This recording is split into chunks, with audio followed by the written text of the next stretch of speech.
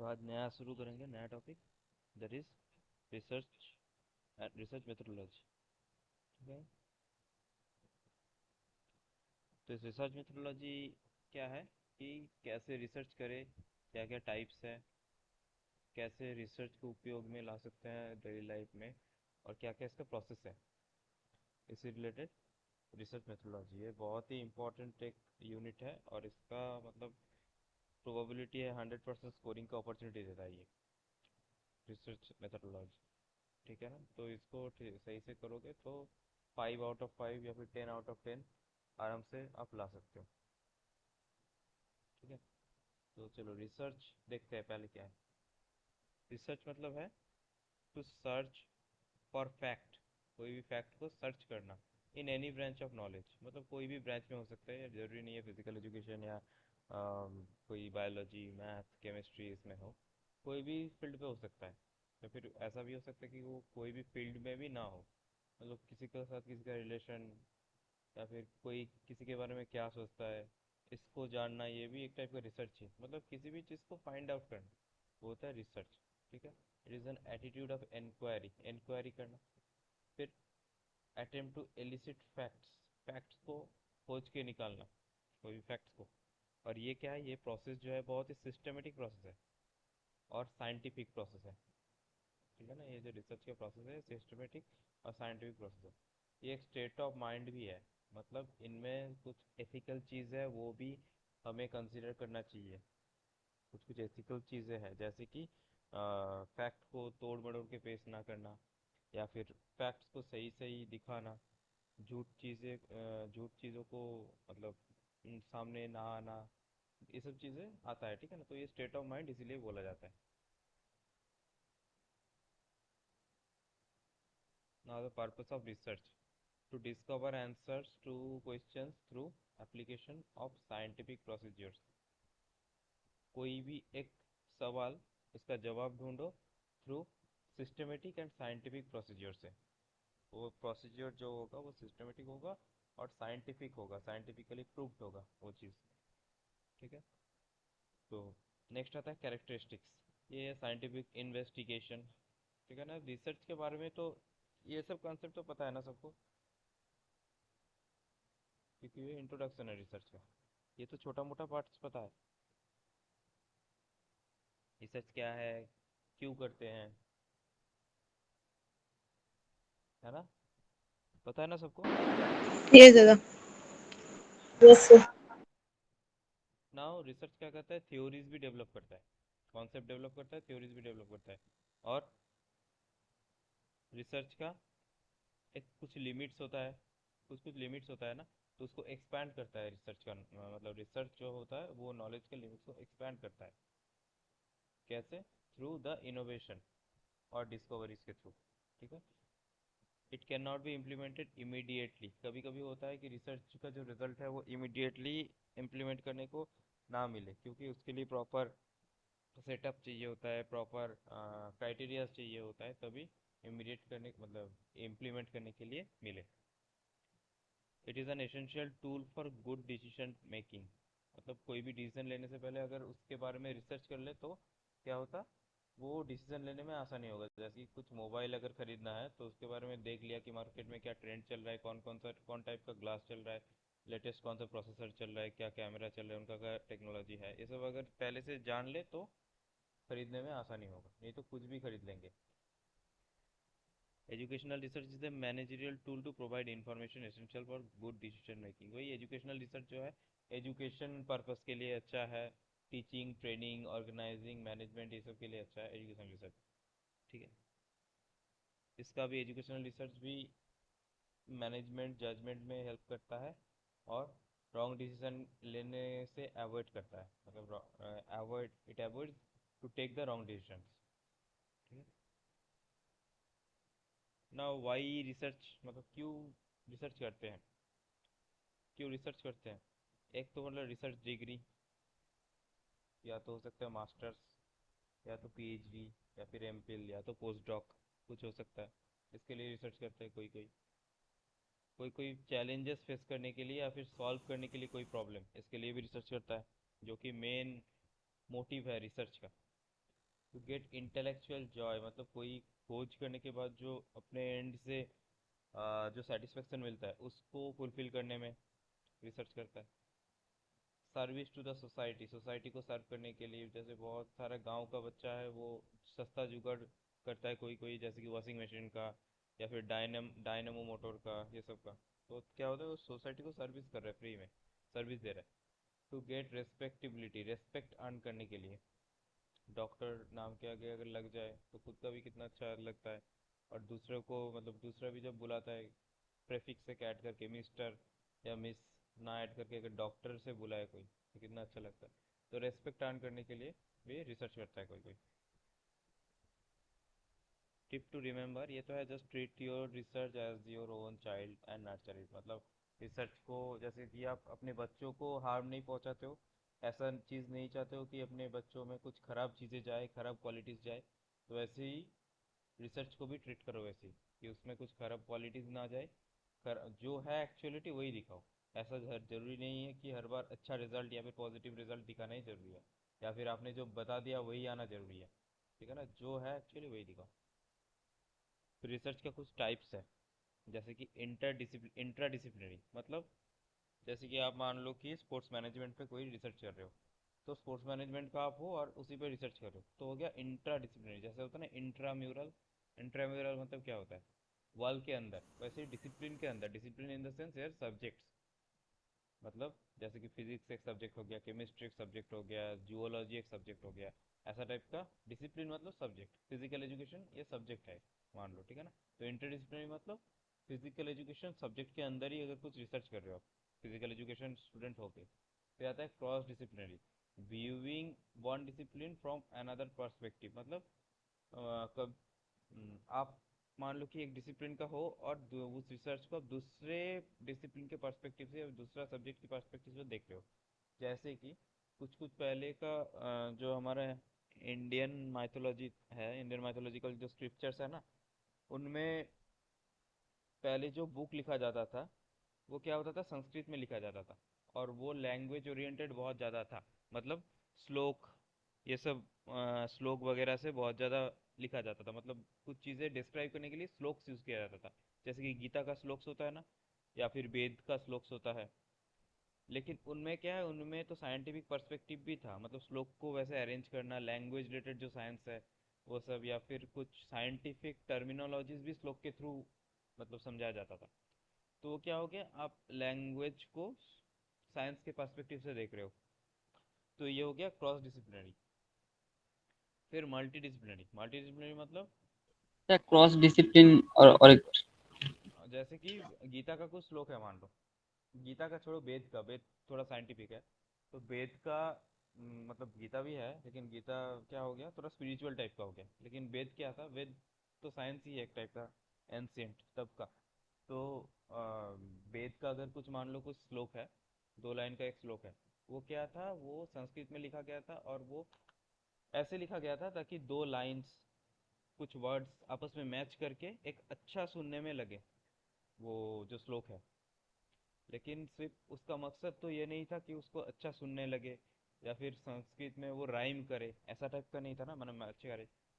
उसमें अंदर कुछ साइंटिफिक नॉलेज भी था।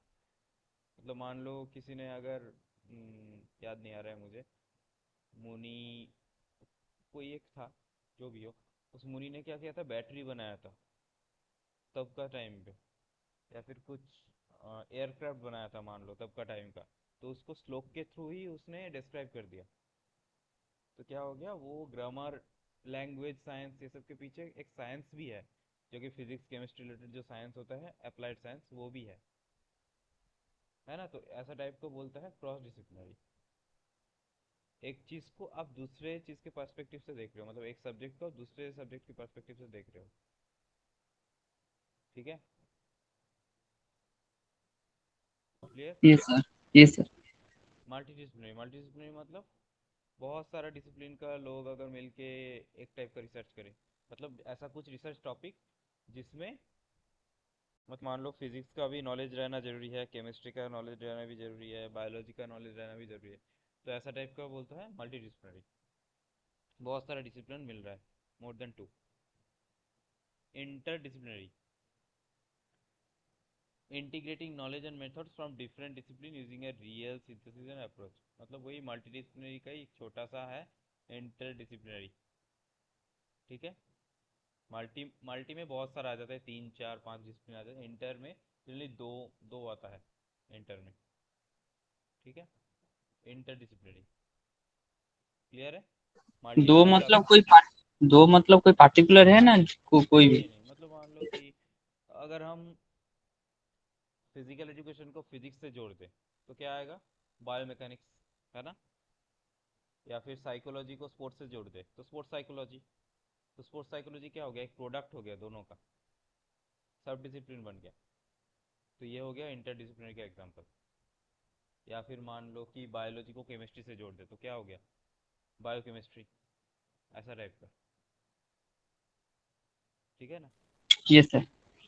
फिर आता है ट्रांस डिसिप्लिनरी, मतलब creating a unity of intellectual framework disciplinary perspective. मतलब वो जो कर रहे हो उससे भी बियॉन्ड करना, मेटा जो होता है ना, मेटा वर्ड, वैसा ही होता है transdisciplinary, beyond the discipline. ठीक है। तो और भी कुछ सर और एक बार। ट्रांस डिसिप्लिनरी, ये वाला yes sir. Transdisciplinary yes मतलब क्या सर। है। देखो इसका मतलब है। ट्रांसडिसिप्लिनरी और मल्टी। हाँ, ट्रांसडिसिप्लिनरी पहले देख लेते हैं। ट्रांसडिसिप्लिनरी मतलब है कि कोई भी अगर आप कोई भी सब्जेक्ट या फिर कोई भी चीज़ को लेके पढ़ रहे हो, मतलब एक्सप्लोर कर रहे हो, उसको और भी गहराई में जाना। मतलब मान लो कि स्पोर्ट्स साइकोलॉजी का एक लिमिटेशन है कि ये चीज़ें नाप सकता है। ठीक है ना। पहले क्या था, पहले स्पोर्ट्स साइकोलॉजी सिर्फ बिहेवियर में ही लिमिटेड था, है ना। तो उसको धीरे धीरे साइकोलॉजिस्ट ने क्या किया, इमोशंस की तरफ भी ले गया, इमोशन को भी इंक्लूड किया उनमें। फिर इमोशन के ऊपर और भी सारी चीज़ें, इंटेलेक्चुअलिटी को इंक्लूड किया। ऐसा करके करके बढ़ते गया ना हमारा साइकोलॉजी जो होता है वो बढ़ते गया। तो इसको क्या बोलेंगे हम, ट्रांस डिसिप्लिनरी अप्रोच बोलेंगे। मतलब जो है उसको और भी एक्सप्लोर करो, जो एक्सप्लोर किया उसको उसके ऊपर भी और एक्सप्लोर करो, ताकि नया नया चीज़ें खोजो। ठीक है। क्लियर है। Yes sir. Yes sir. अब मल्टी डिसिप्लिनरी का मतलब है कि तीन चार डिसिप्लिन एक साथ मिलके जो रिसर्च होता है या फिर जो काम होता है उसको मल्टी डिसिप्लिनरी बोलते हैं। ठीक है। जैसे एक एग्जांपल सर। मल्टी डिसिप्लिनरी का मतलब मान लो कि अभी का कुछ अभी का टॉपिक चल रहा है ना वो, मतलब मान लो कि कोई एक मणिपुर में, मान लो मणिपुर में जो हिंसा हुआ है कुछ दिन पहले, है ना। कुछ दिन पहले वो सड़कें जल रहा था, गाड़ी वगैरह जला दिया था। तो इनको इसका पूरा अगर केस स्टडी करना है, मणिपुर वायलेंस का अगर पूरा केस स्टडी करना है, तो उनके लिए क्या क्या लोग चाहिए हमें। एक तो जो सोशियो मतलब सोसाइटल थिंग्स को जो कंसिडर करते हैं, सोशियोलॉजिस्ट चाहिए इसके लिए। लोगों को माइंड पढ़ने के लिए साइकोलॉजिस्ट चाहिए। और जो हैज़ार्ड वगैरह हुआ है उनको मेज़र करने के लिए वैसा कुछ टाइप का लोग चाहिए। मतलब जो सिविल वगैरह पढ़े हो, सिविल इंजीनियरिंग वगैरह, ताकि घर वगैरह का कितना नुकसान हुआ है, कितना सड़कें खराब हुआ है, कितना स्ट्रक्चर्स डिस्ट्रॉय किया गया है, मोनूमेंट वगैरह। तो क्या हो गया, तीन डिसिप्लिन तो यहीं पे मिल गया। एक तो हो गया साइकोलॉजिस्ट, एक तो हो गया सोशियोलॉजिस्ट, एक हो गया वो सिविल इंजीनियरिंग वगैरह, मतलब जो भी है साइंटिफिक इंजीनियरिंग फील्ड से एक। और एक मान लो कुछ क्या बोल सकते हैं, कुछ agriculture and food expert, nutrition expert, ताकि खेत वगैरह का भी जो नुकसान हुआ है खेती बाड़ी का, उनको भी मेज़र किया जा सके। तो एक तीन चार मिलता है, चार डिसिप्लिन मिलके एक मान लो केस स्टडी बनाया कि ये मणिपुर वायलेंस का इफेक्ट क्या है, इसका कॉज ये है, ये हुआ था ड्यूरिंग वायलेंस, आफ्टर वायलेंस इसका इफेक्ट ये है। ठीक है। तो ऐसा टाइप को बोलते हैं क्रॉस डिसिप्लिनरी। तीन चार टाइप का डिसिप्लिन, मतलब तीन चार डिसिप्लिन के लोग, या फिर तीन चार डिसिप्लिन जब मिल जाता है, या फिर तीन चार से ज़्यादा भी हो सकता है, तो उसको बोलते हैं क्रॉस डिसिप्लिनरी। ठीक है। Clear. Yes sir. Yes sir. और रिसर्च का कुछ स्टेप्स होता है। ठीक है। पहले क्या करें, वेट इसके नीचे क्या है? पहले ये देख लेते हैं ना, रिसर्च मेथोडोलॉजी। मेथोडोलॉजी एक ओवरऑल टर्म है ये प्रिसाइज टर्म नहीं है, एक ओवरऑल टर्म है। जैसे कि रिसर्च मेथोडोलॉजी एक फिलोसॉफी है, कैसे रिसर्च को करना है, मतलब एज ए होल समझो इसको। पूरा रिसर्च कर रहे हो एज ए होल, इसको कैसे करना है। जैसे कि इसके लिए क्वालिटेटिव मेजर यूज़ करना है, क्वांटिटेटिव मेजर यूज़ करना है, ये सबको बोलेंगे रिसर्च मेथोडोलॉजी। ठीक है ना। अब मेथड मतलब पर्टिकुलर रिसर्च, पर्टिकुलर रिसर्च उसको रिसर्च मेथड बोलेंगे। जैसे कि आपने सुना होगा एक्सपेरिमेंटल रिसर्च, सुना होगा नाम, एक्सपेरिमेंटल रिसर्च, सर्वे, केस स्टडी, ये सब सुने हो। Yes, दादा। यस ये यस। सबको बोलेंगे रिसर्च मेथड। अब डिज़ाइन मतलब क्या है, डिज़ाइन मतलब है रिसर्च को कैसे करोगे, मतलब एक स्ट्रक्चर्ड वे में अगर फॉर्मली रखा जाए, प्रेजेंट किया जाए, तो उसको बोलेंगे रिसर्च डिज़ाइन। जैसे कि मान लो कि पहले आपने कुछ डेटा लोगे, पहले तो आपने सैंपल कलेक्ट किया कुछ रिसर्च करने के लिए, तो सैंपल कलेक्ट करने से पहले आप एक मतलब उसका डेटा ले लोगे, फिर कुछ ट्रेनिंग दे दोगे, फिर उसके बाद एक डेटा ले लोगे, तो ये एक स्ट्रक्चर हो गया ना, तो इसको बोलेंगे रिसर्च डिज़ाइन।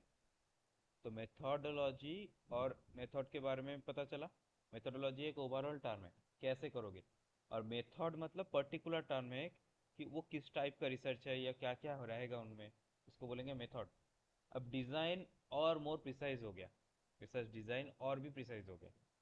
क्या है इनमें कि कैसे क्या डेटा कलेक्ट करना है, क्या करना है, कैसे डेटा को एनालाइज करेंगे, ये सब का एक अगर फॉर्मल प्रिंट आउट या ब्लू प्रिंट निकालो तो हो गया वो रिसर्च डिज़ाइन। ब्लूप्रिंट क्या है? ब्लूप्रिंट एक ओवरऑल, जैसे कि कोई बिल्डिंग बनाने से पहले एक होता है ना, प्लान होता है ना, कि यस 10 सर। 12 बाई 12 फीट का घर होगा, मतलब एक रूम होगा, रूम का लेफ्ट साइड पे अटैच बाथरूम होगा, इतना 8 बाई 8 का। उसे भी तो डिजाइन कहता है। हाँ वही तो बोल रहा प्लान हूँ। डिजाइन। डिजाइन। हाँ वही तो बोल रहा हूँ कि मतलब कोई एक डिज़ाइन जिसको हम फॉलो करके सारा काम करेंगे। ठीक है ना, उसको बोलेंगे रिसर्च डिज़ाइन। ठीक है, क्लियर है। सर मेथड और मेथोडोलॉजी का और एक बार बोलें। मेथोडोलॉजी मतलब एक ब्रॉड टर्म है, बस कैसे करना है। जैसे कि देखो क्वालिटेटिव या क्वांटिटेटिव, एक रिसर्च क्वालिटेटिव हो सकता है या फिर क्वांटिटेटिव हो सकता है, मिक्स भी हो सकता है, क्वालिटेटिव क्वांटिटेटिव मिक्स भी हो सकता है। लेकिन मतलब ओवरऑल एक समझो कि क्वालिटेटिव हो सकता है या फिर क्वांटिटेटिव हो सकता है, ऊपर ऊपर से। अब क्वालिटेटिव के अंदर भी बहुत सारा टाइप्स आता है ना, वो हम बाद में जानेंगे। और क्वांटिटेटिव के अंदर भी बहुत सारा टर्म्स आता है ना, है कि नहीं। Yes sir. तो वो जो एक एक टाइप्स हो गया ना, वो हो गया रिसर्च मेथड। एक एक जो टाइप्स होता है क्वालिटेटिव के अंदर या फिर क्वालिटेटिव के अंदर, वो हो गया रिसर्च मेथड। और मेथोडोलॉजी होता है एक ओवरऑल। ठीक है क्लियर क्लियर।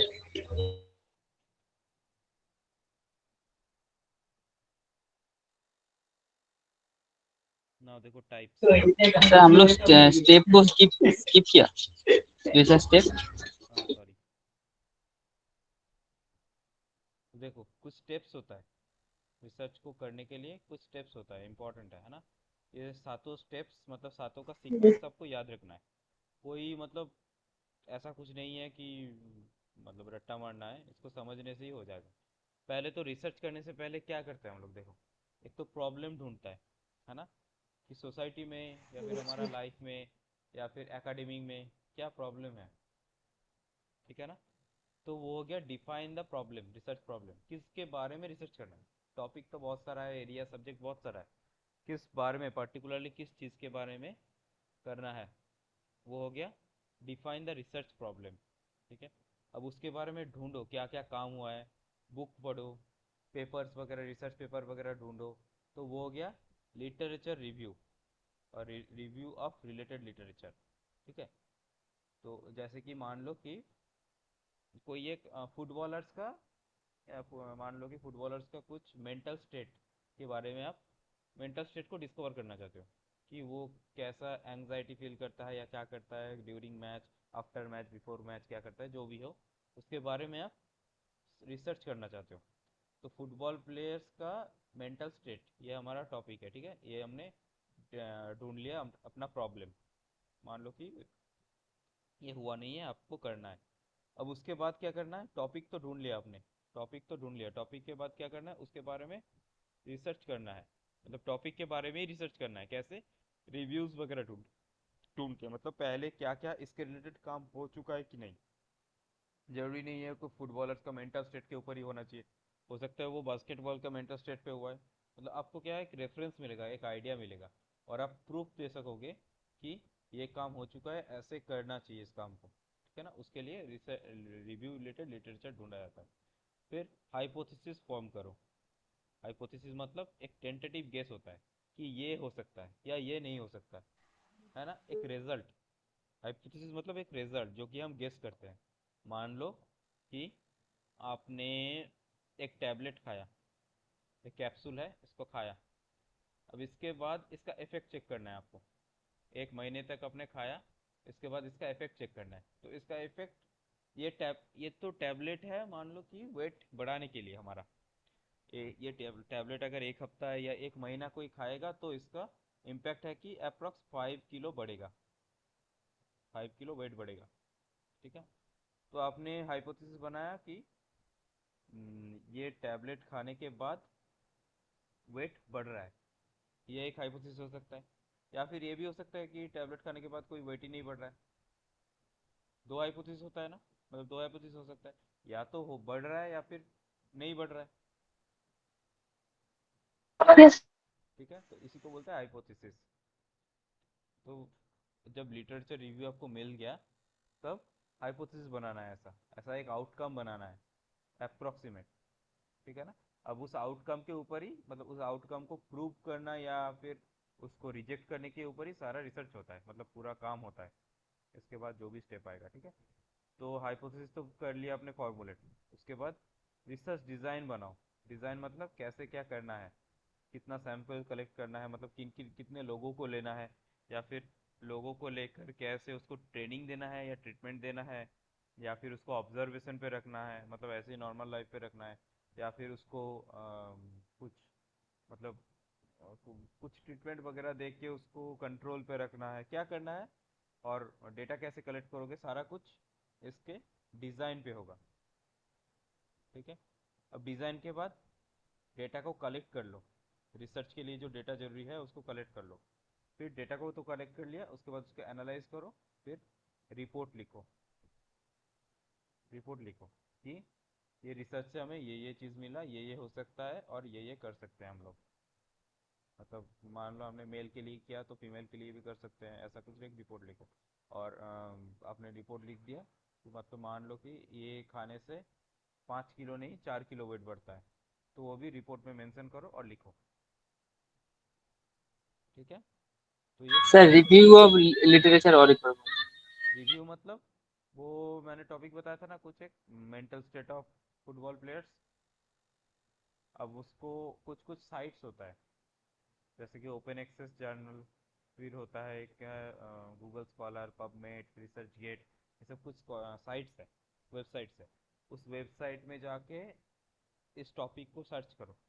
अब कुछ कुछ रिजल्ट देगा, वो रिजल्ट जो देगा ना वो रिलेटेड ही होगा उस टॉपिक का, उसको पढ़ो, क्या क्या रिसर्च हुआ है, किसको लेके रिसर्च किया गया है। या तो फुटबॉलर हो सकता है, बास्केटबॉलर हो सकता है, या फिर फुटबॉलर का भी स्पेसिफिक हो सकता है कि गोलकीपर को लेके कोई किसी ने काम किया, या फिर अटैकर्स को लेके किसी ने काम किया, या फिर मान लो फुटबॉलर्स नॉर्मल फुटबॉल ना होके अमेरिकन फुटबॉल पे काम हुआ है, हो सकता है।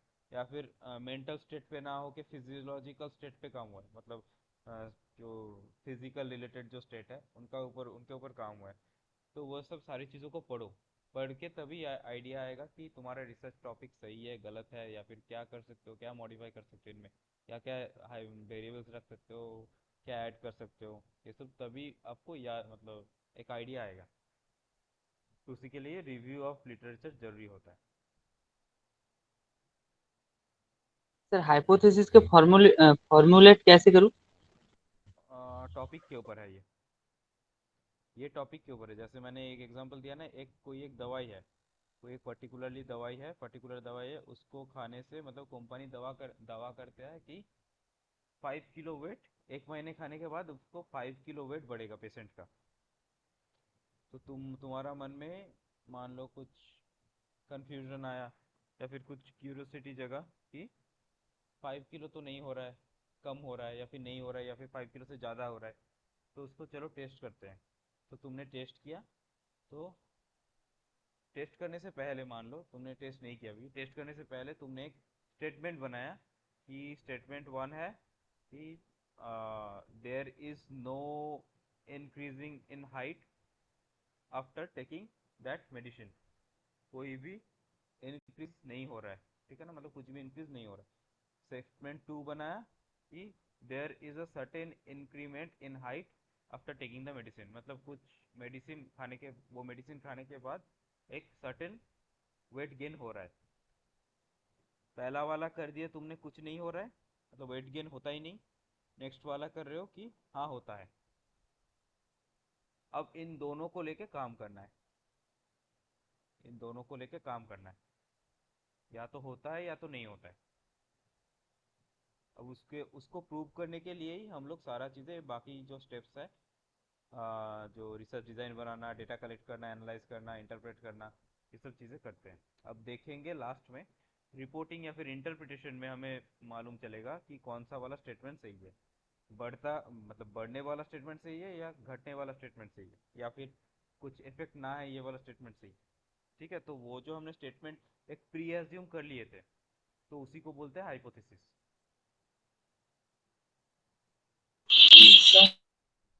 ठीक है। Yes sir.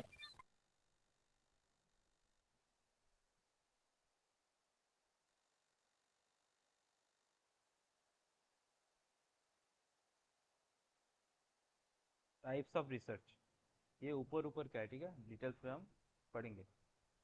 रिसर्च के एप्लीकेशन के बेस पे एक तो होता है प्योर, एक होता है अप्लाइड। प्योर मतलब जस्ट नॉलेज गेन करने के लिए वो प्योर रिसर्च होता है। अप्लाइड रिसर्च मतलब कुछ प्रॉब्लम सॉल्व करने के लिए वो अप्लाइड रिसर्च होता है, कुछ भी प्रॉब्लम हो सकता है, ठीक है। ऑब्जेक्टिव के हिसाब से एक्सप्लोर करने के लिए, कोई अगर टॉपिक है उसको एक्सप्लोर करना है, तो उसको बोलेंगे एक्सप्लोरेटरी रिसर्च, ठीक है। डिस्क्रिप्टिव मतलब डिस्क्राइब करता है कोई चीज़, कोई डेटा हो सकता है, कोई किसी का फेनोमेनॉन कैरेक्टरिस्टिक्स होता है, उसको डिस्क्राइब करता है। कोरिलेशन मतलब दो चीज़, दो या तीन चीज़ के बारे में कोरिलेट करता है, मतलब उसका रिलेशन देखता है आपस में, ठीक है ना, उसको बोलते हैं कोरिलेशन स्टडी या कोरिलेशन रिसर्च। एक्सप्लेनेटरी, एक्सप्लेन करता है, ठीक है। एक्सप्लोरेटरी और एक्सप्लेनेटरी के अंदर डिफरेंस है। फिर आता है इंफॉर्मेशन सॉर्ट, मतलब क्या इंफॉर्मेशन मिला है उसके बेसिस पे अगर बांटे तो क्वांटिटेटिव क्वालिटेटिव। क्वांटिटेटिव मतलब जिसमें नंबर्स होता है, क्वालिटेटिव मतलब जिसमें नंबर्स ना छोड़ के सब कुछ होता है।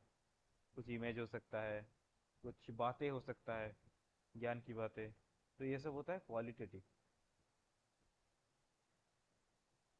और एक होता है एक्सपेरिमेंटल नॉन एक्सपेरिमेंटल, ये एक टाइप होता है। एक्सपेरिमेंटल में तीन टाइप होता है, वो जानेंगे आगे। नॉन एक्सपेरिमेंटल का देखो ये सब टाइप्स होता है, सर्वे, डिसिप्लिन, एक्सप्लोरेटरी, कंपैरेटिव, फिर first view, ex post facto, correlation study, survey, ये सब, ठीक है। तो ये सब होता है नॉन नॉन एक्सपेरिमेंटल। अब इसको क्वांटिटेटिव या क्वालिटेटिव से मत जोड़ लेना। क्वांटिटेटिव क्वालिटेटिव एक अलग डिफर मतलब डिवाइड है, वो एक अलग टाइप का हो गया। क्वांटिटेटिव मतलब जिसमें नंबर्स यूज होता है, डेटा में एज ए नंबर यूज होता है, और डेटा में जिसका नंबर नहीं होता है उसको बोलते हैं क्वालिटेटिव। अब एक्सपेरिमेंटल मतलब क्या हो गया, जिसमें हम एक्सपेरिमेंट कर रहे हो, कोई एक ट्रीटमेंट वगैरह देके आप एक्सपेरिमेंट कर रहे हो, उसको बोलते हैं एक्सपेरिमेंटल, ठीक है। और एक होता है नॉन से एक्सपेरिमेंटल। वाला और एक बात जिसमें नंबर। देखो, क्वांटिटेटिव मतलब होता है जिसमें नंबर्स होता है, मतलब मान लो कि आपने कोई एक प्रिंटर का, न्यूमेरिकल वैल्यू। हाँ न्यूमेरिकल वैल्यूज रहता है। मतलब मान लो कि प्रिंटर्स का डेटा चेक कर रहे हो, या फिर आप चेक करो नीरज चोपड़ा कितना दूर भाला फेंकता है, तो कितना दूर भाला फेंकता है इसके लिए तो आपको चाहिए डिस्टेंस मेजर करना पड़ेगा। अब डिस्टेंस मेजर करोगे तो यूनिट तो आ ही जाएगा, जो लेंथ है वो उसको तो नापना ही पड़ेगा, है ना। 70 मीटर, 71 मीटर, 80 मीटर, कुछ भी हो, वो तो नापना पड़ेगा आपको। उसको तो आप बातें बोल के नहीं डिस्क्राइब कर सकते हो।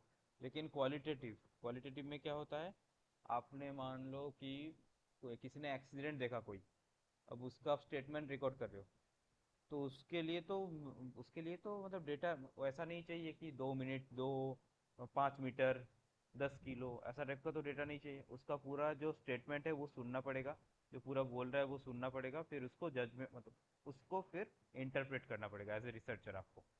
तो ये हो गया क्वालिटेटिव। या फिर मान लो एक इमेज दिखा दिया आप, इंटरव्यू में पूछता है ना बहुत, थोड़ा जो ऊपर लेवल का इंटरव्यू होता है, हाई लेवल का, उसमें कुछ एक हेजी टाइप का इमेज दिखा देता है। अब उससे पूछा जाता है बताओ इस इमेज से आपने क्या देखा, इस इमेज में क्या देखा, या फिर इस इमेज से आप क्या समझ सकते हो, वो बताओ। तो इस टाइप को बोला जाता है क्वालिटेटिव। ठीक है, इस टाइप का जो डेटा मिलता है उसको बोलते हैं क्वालिटेटिव। क्लियर है?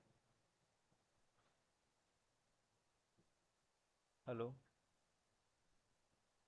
Yes yes. ओके। फिर और एक टाइप होता है एक्सपेरिमेंटल, नॉन एक्सपेरिमेंटल। एक्सपेरिमेंटल मतलब कोई एक ट्रीटमेंट दे रहे हो, जैसे कि दवाई वाला बोला मैंने, दवाई एक पर्टिकुलर एक दवाई है, उसको खाने से 5 किलो वेट बढ़ता है। तो इसको प्रूव करने के लिए आपको क्या करना पड़ेगा, एक ग्रुप लेना पड़ेगा, उस ग्रुप को डेली या फिर जो आपका जो प्लान है उस हिसाब से ये दवाई देना पड़ेगा। 1 महीने, 1 हफ्ता, 2 महीने, 1 साल, कुछ भी हो सकता है, वो दवाई देना पड़ेगा। फिर उसका आफ्टर इफेक्ट चेक करना पड़ेगा। बिफोर आपने चेक कर लिया कि सबका किसी का है 45 किलो, किसी का है 56 किलो, किसी का है 61 किलो, ऐसा है। अब 1 महीने वो दवाई खिलाया आपने डेली, उसके बाद आपने चेक किया 45 का हो गया, 47, 56 का हो गया, 60, ऐसा टाइप का हो गया, 61 का हो गया, मान लो 61 ही रह गया। तो क्या हो गया, किसी का बढ़ा किसी का सेम ही रह गया। तो इसके बारे में आपको इंटरप्रेट करना है, मतलब कुछ डेटा वगैरह एनालाइज करके उसको इंटरप्रेट करना है। तो ये जो आपने ट्रीटमेंट दिया ना सबको दवाई खिला के, ये हो गया एक्सपेरिमेंटल टाइप। अब नॉन एक्सपेरिमेंटल में क्या होता है, ऐसा ट्रीटमेंट देने का कोई प्रोविज़न नहीं रहता है, या तो आप दे नहीं सकते हो या फिर प्रोविज़न नहीं रहता है उसमें। उसको बोलते हैं नॉन एक्सपेरिमेंटल। जैसे कि अगर आप सर्वे रिसर्च मतलब लोगों के घर में जाके, पूरा वेस्ट बंगाल में लोगों के घर में, या फिर जो होता है ना सेंसस, 2011 में लास्ट हुआ था, फिर 2021 में होने वाला था, वो डिले हो रहा है किसी कारण, कोविड पैंडेमिक की वजह से।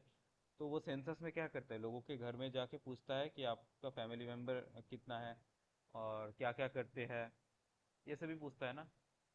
तो इसमें ट्रीटमेंट क्या दोगे उन लोग, ट्रीटमेंट देने का कुछ जगह ही नहीं है। बस उस डेटा को लेके एक आउटकम निकालो कि हाँ हमारा इंडिया का पॉपुलेशन इतना है, उनमें से यंग पॉपुलेशन इतना है, बिलो 18 इतना है, अबव 18 इतना है, इतना परसेंट लोग मतलब सर्विस सेक्टर से आते हैं, इतना परसेंट लोग खेती बाड़ी करते हैं। ये आप एक रिजल्ट मतलब इंटरप्रेट कर सकते हो उसको। ऐसा तो थोड़ी नहीं कर सकते हो कि जो बिलो 18 है उनको साइंस दे के देख लो कैसा परफॉर्म करता है, आर्ट्स दे के देख लो, कॉमर्स दे के देख लो, कौन कितने मतलब किस फील्ड में अच्छा पढ़ रहा है। ये सब हो गया एक्सपेरिमेंटल। बट सर्वे टाइप का जो होता है उसको बोलता है नॉन एक्सपेरिमेंटल, इसीलिए क्योंकि उनमें एक्सपेरिमेंट का जगह ही नहीं रहता है कुछ। ठीक है, क्लियर? सर प्योर रिसर्च টা আরেকবার বলুন। प्योर रिसर्च ये बाद में पढ़ेंगे। ये वाला है ना प्योर रिसर्च। प्योर रिसर्च मतलब मान लो कि तुम क्लास जा रहे हो, अब क्लास में कुछ भी मतलब मान लो तुम्हें, या फिर कहीं भी कुछ एक आइडिया आया कि ये ऐसा क्यों होता है, ऐसा क्यों नहीं होता है, या फिर ये चीज़ ऐसे हम क्यों करते हैं वैसे क्यों नहीं करते। या फिर किसी का एक मतलब मान लो कि कोई एक टीचर तुम्हारे ऊपर 5 दिन से मतलब लगातार कुछ दिन से गुस्सा है बहुत, तो तुम्हें तुम्हारे ऊपर क्यों गुस्सा है। तो ये जो तुम्हारे मन में क्वेश्चंस आया ना, उसको सॉल्व करने के लिए जो रिसर्च करते हो, वही होता है प्योर रिसर्च। इसका कोई फॉर्मल वे नहीं रहता है, कुछ डिज़ाइन बना लिया, ये कर लिया, वो कर लिया, हाइपोथेसिस बना लिया, ऐसा नहीं होता है। तुम्हारा मन में जो क्वेश्चन है, उनको क्वेश्चन को फुलफिल करने के लिए जो रिसर्च करते हैं उसको बोलते हैं प्योर रिसर्च। ठीक है। Yes sir.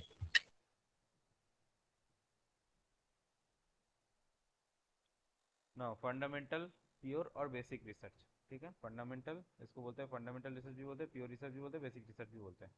It is undertaken for the sake of knowledge without any intention to apply it in practice. मतलब कुछ भी क्यूरियोसिटी जगह आपका मन में, आपने उसके बारे में गूगल करना स्टार्ट कर दिया, या फिर किसी को पूछ लिया, अपने सीनियर से, टीचर से, जूनियर से, किसी को भी पूछ लिया कि ऐसा क्यों होता है, ऐसा क्यों करते हैं, ये सब टाइप का। तो उसको बोलेंगे फंडामेंटल और प्योर रिसर्च और बेसिक रिसर्च, कुछ भी बोल सकते हो। ठीक है। ठीक है ना? हाँ ठीक है। So this research helps in developing theories by discovering broad generalization and principle. Theory develop करने के लिए हेल्प करता है। कैसा थ्योरी? हमारा मन में, जैसे कि न्यूटन का मन में भी एक डाउट हुआ था ना कि एप्पल नीचे ही क्यों गिर रहा है, ऊपर क्यों नहीं चला गया आसमान पे। उसका मन में डाउट हुआ, उसको उसने खोज निकाला कि ग्रेविटी बोल के एक चीज़ है अर्थ पे। अर्थ का ग्रेविटेशनल पुल है या फिर ग्रेविटेशनल फोर्स है। उसके लिए ही एप्पल जो है सेव, वो मिट्टी में आ गिरा, जमीन पे, ना कि ऊपर चला गया। तो उससे एक थ्योरी डेवलप हो गया। ठीक है, तो ये पॉइंट याद रखना कि फंडामेंटल रिसर्च थ्योरीज डेवलप करता है। ठीक है, फिर it is organise through different procedure of research like sampling, hypothesising facts et cetera, experiment in psychological laboratory. मतलब ये जो है ये बेसिकली कुछ जानने के लिए होता है, कुछ चीज़ आपके मन में डाउट हुआ, आप जान लिए उसको। ठीक है, यही होता है बेसिकली फंडामेंटल रिसर्च। ठीक है, इसके बारे में ये चीज़ याद रखना कि ये सेक ऑफ नॉलेज, ये वर्ड याद रखना, सेक of knowledge is undertaken for the sake of knowledge, और इट डेवलप्स द थ्योरीज, ये थ्योरीज को डेवलप करता है। ठीक है, आगे चलते हैं। अप्लाइड, अप्लाइड रिसर्च, इसको डिसीजनल रिसर्च भी बोलते हैं। ये क्या है? प्रॉब्लम ओरिएंटेड रिसर्च है। प्रॉब्लम कैसा प्रॉब्लम? सोसाइटल जो प्रॉब्लम्स होता है, सोसाइटी में कोई गुंडागर्दी बढ़ गया, चोरी वगैरह बढ़ गया, या फिर मान लो कि सोसाइटी का पर्टिकुलर एक किसी रीजन में पानी का प्रॉब्लम है, जो भी हो, मतलब सोसाइटी रिलेटेड कुछ भी हो, सोसाइटी, वर्ल्ड, हमारा नेशन, ये सब रिलेटेड जो भी होता है, उस प्रॉब्लम को सॉल्व करते हैं किसके थ्रू? अप्लाइड रिसर्च के थ्रू। प्रॉब्लम को ढूंढते हैं और सॉल्व भी करते हैं उस प्रॉब्लम को अप्लाइड रिसर्च के थ्रू। देखो, utilise the principle made by fundamental research to know the problems with best possible manner. Problem को जानते हैं, undertaken to solve the immediate problem, immediate problem को सॉल्व करते हैं। ठीक है ना, जो मतलब अभी सॉल्व होना जरूरी होता है। कुछ कुछ प्रॉब्लम्स होता है ना कि ठीक है, हो रहा है, होने दो, बाद में देख लेंगे, मतलब वो पर्टिकुलर कंसर्न के लिस्ट पे नहीं है वो प्रॉब्लम। लेकिन कुछ कुछ प्रॉब्लम्स होता है जो पर्टिकुलर कंसर्न के लिस्ट पे आता है, जैसे कि ग्लोबल वार्मिंग, ये इसको सॉल्व करना ही है, या फिर एयर पोल्यूशन, वाटर पोल्यूशन, ये सब चीज़ों को, कोविड पैंडेमिक के टाइम पे कोविड-19 को सॉल्व करना, प्रॉब्लम को सॉल्व करना, वैक्सीन बनाना, ये सब क्या था? पर्टिकुलर एक कॉन्सर्न के लिस्ट पे था।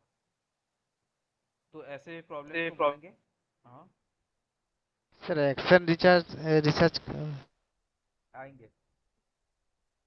एक्शन रिसर्च क्या है? जो है अप्लाइड रिसर्च जो है, ये याद रखना सोसाइटल होता है, सोसाइटल होता है। और एक्शन जो होता है वो होता है एजुकेशन रिलेटेड। ठीक है, एक्शन जो होता है वो वो होता भी तो है, इमीडिएट होता है, वो तो हाँ इमीडिएट होता हाँ, है। इमीडिएट होता है। वो भी इमीडिएट प्रॉब्लम को सॉल्व करने के लिए ही काम में आता है। ठीक है, एक्शन और अप्लाइड सेम है, ओके सर। दोनों में फर्क यही है कि एक्शन एजुकेशन रिलेटेड चीज़ों को सॉल्व करता है, प्रॉब्लम को, इमीडिएट प्रॉब्लम को, और सोसाइटल प्रॉब्लम को सॉल्व करता है अप्लाइड रिसर्च। ठीक है, okay sir.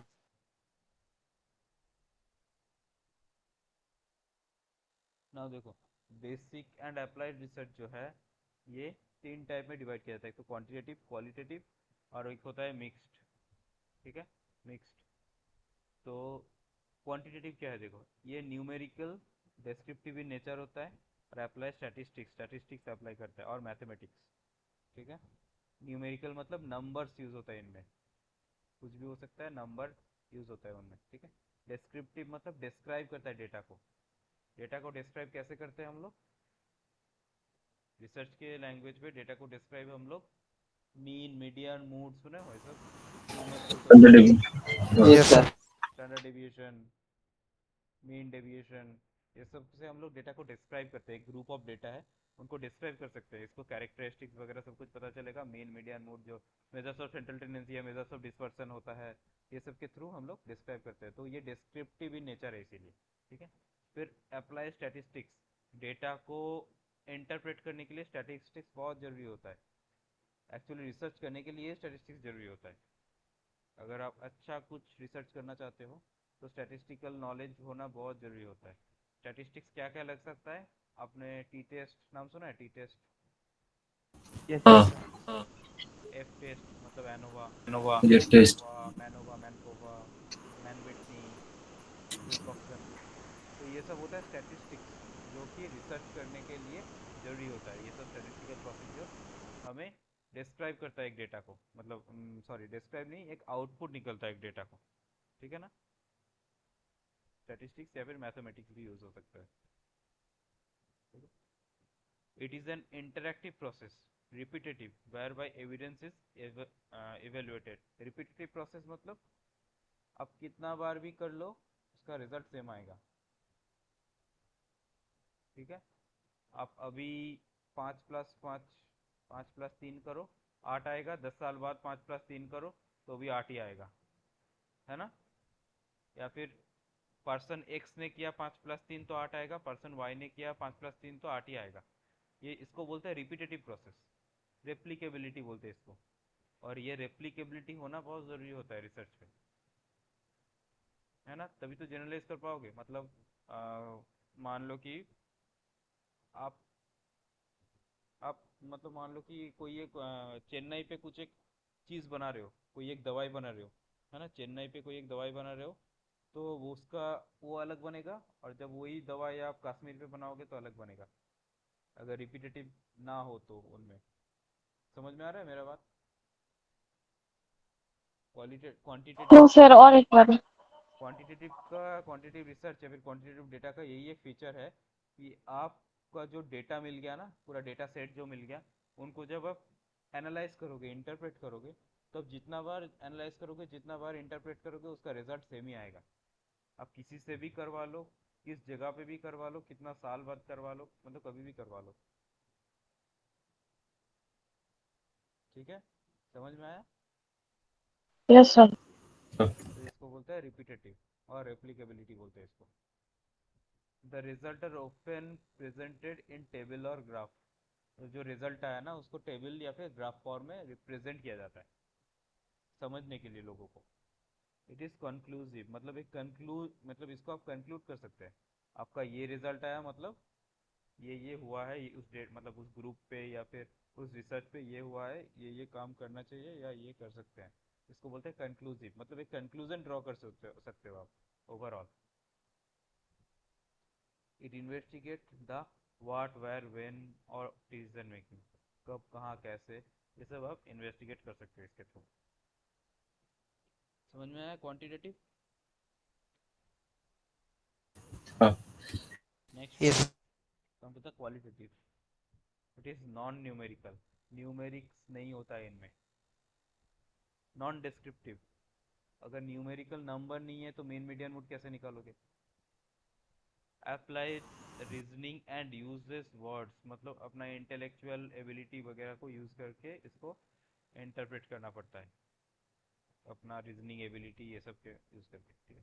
It aims to get the meaning, feeling, describe the situation.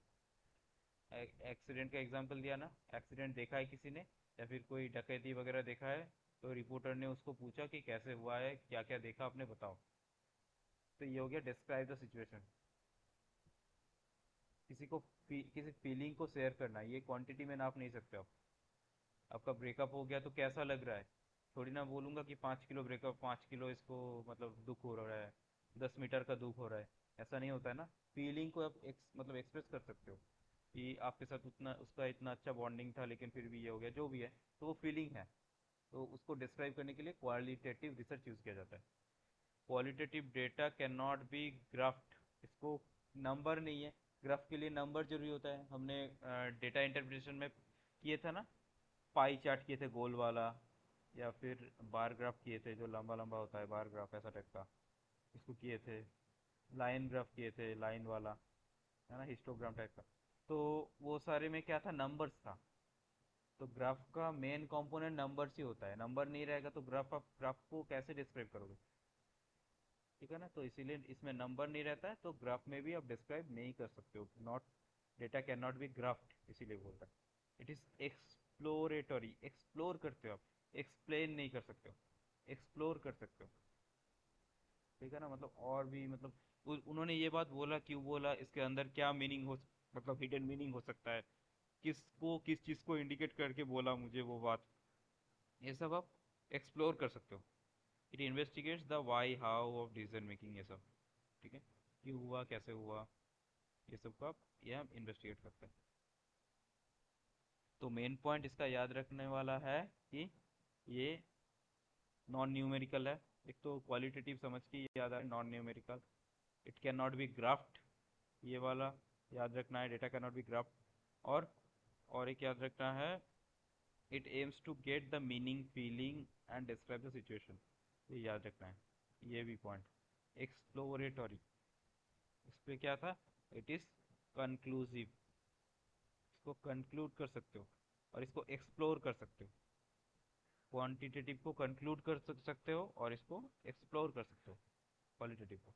अब मिक्स्ड मतलब जिसमें दोनों ही टाइप का डेटा यूज होता है, या फिर दोनों टाइप का पैराडिज्म में यूज होता है, दोनों मेथड यूज होता है, क्वालिटेटिव क्वांटिटेटिव दोनों, ठीक है ना, उसको बोलते हैं मिक्स्ड। क्लियर, क्लियर है। तो यहाँ पर कोई एग्जांपल हो सकता है मिक्स्ड रिसर्च? हाँ। मिक्स्ड का हो सकता है,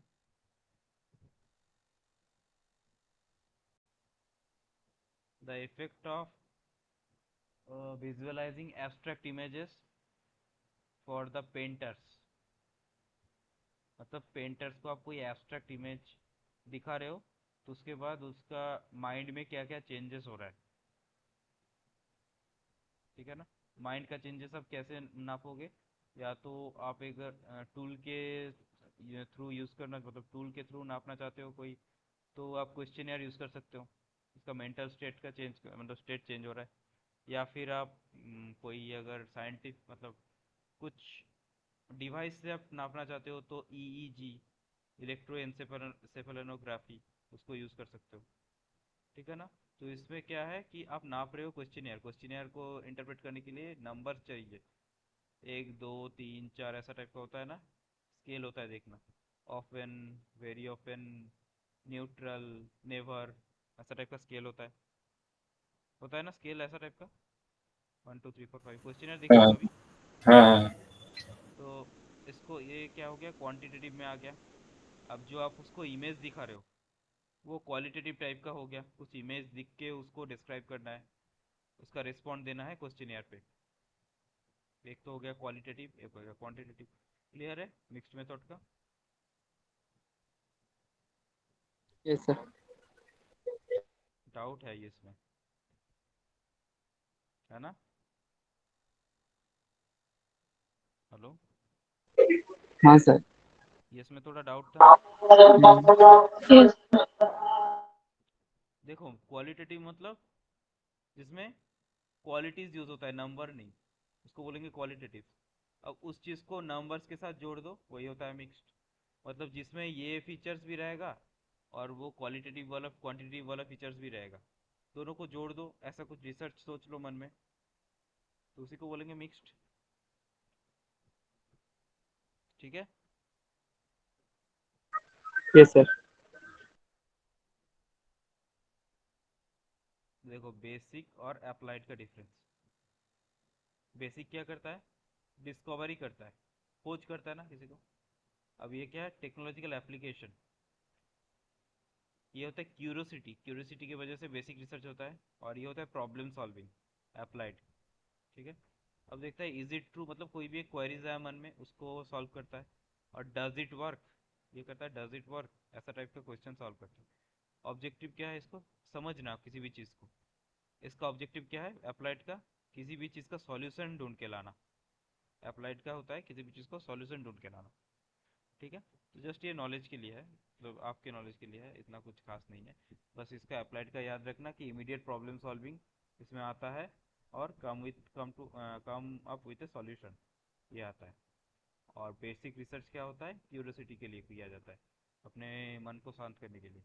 कुछ क्वेश्चन अगर आया तो उसको ढूंढो, क्वेश्चन का आंसर ना आता है, देखो। एक्शन रिसर्च, एक्शन रिसर्च क्या क्या है, immediate application of the problem. ठीक है। और वो क्या होना चाहिए, एजुकेशन रिलेटेड होना चाहिए। उसमें होता था सोसाइटी, अप्लाइड पे होता था सोसाइटी, इस पे होता है एजुकेशन, इस पे होता है एजुकेशन, ठीक है। अब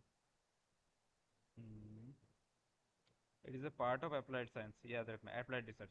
अप्लाइड रिसर्च के नीचे ही आता है एक्शन, पहले आता है अप्लाइड फिर आता है एक्शन रिसर्च, ठीक है। मतलब ये ऐसा एक क्वेश्चन आया था स्टेटमेंट वाला 1-2 साल पहले, तो उसमें था कि एक स्टेटमेंट था कि अप्लाइड और एक्शन दोनों डिफरेंट है। स्टेटमेंट 1 था, स्टेटमेंट 2 था अप्लाइड के अंदर एक्शन आता है, स्टेटमेंट 3 था एक्शन के अंदर अप्लाइड आता है। तो हमेशा ये याद रखना, एक तो डिफरेंट नहीं है, डिफरेंट नहीं है, इसी का पार्ट है, एक्शन का ही पार्ट है ये। तो सॉरी, अप्लाइड का ही पार्ट है एक्शन। तो ये हमेशा ही याद रखना, पहले आता है अप्लाइड फिर आता है एक्शन। अप्लाइड के अंदर अंदर आता है एक्शन, मतलब एक्शन एक छोटा टर्म है, अप्लाइड थोड़ा बड़ा टर्म है, ठीक है, क्लियर है। हालांकि यस। दो टाइप का काम, दो टाइप है, मतलब दोनों का काम दो टाइप का है।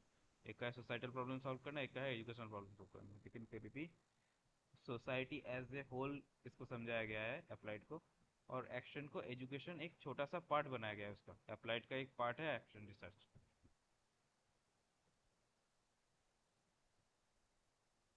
इसका सीक्वेंस याद रखना, प्लान, पहले प्लान करते हैं फिर इसको एक्ट, फिर ऑब्जर्व करते हैं फिर रिफ्लेक्ट करते हैं। एक्शन रिसर्च का एक मतलब एक साइकिल है, इसको बोलते हैं पावर। पावर होता है ना, पावर, उसी टाइप का निमोनिक यूज करना, पावर, पावर, ठीक है ना।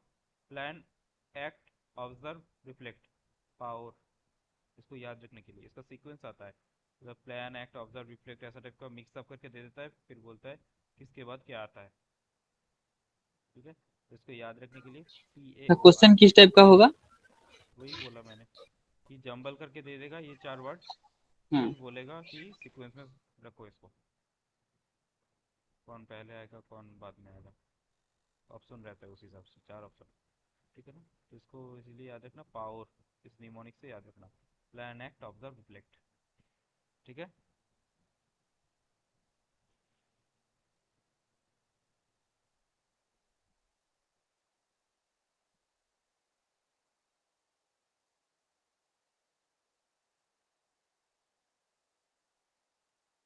देखो एक्शन, ठीक है, डिफरेंस। हाँ डिफरेंस है ये एक्शन और अप्लाइड का। Carried out by practitioners, practitioners मतलब जो बोलते हैं हम लोग नोबिस जो है वो भी कर सकते हैं, लेकिन ये अप्लाइड एक्सपर्ट्स लोग करते हैं, अप्लाइड जो होता है वो एक्सपर्ट लोग करता है, ठीक है। फिर इसके लिए थोड़ा ट्रेनिंग जरूरी होता है, इसको कंसिडरेबल ट्रेनिंग, मतलब अच्छा ट्रेनिंग की ज़रूरत होता है अप्लाइड रिसर्च कैरी करने में, ठीक है। एक्शन रिसर्च इज टू का गोल है लोकल प्रॉब्लम सॉल्व करना, मतलब लोकल कंसर्न, तो छोटा टर्म है, ठीक है ना। अब इसका है set test theory procedure knowledge of wider population, एक बड़ा पॉपुलेशन का प्रॉब्लम सॉल्व करना काम है अप्लाइड का, और इसका छोटा वाला फॉर्म है एक्शन का, ठीक है, ठीक है ना। ये जस्ट डिफरेंशिएट करने के लिए है एक्शन और अप्लाइड के बीच में क्या डिफरेंस है, ठीक है।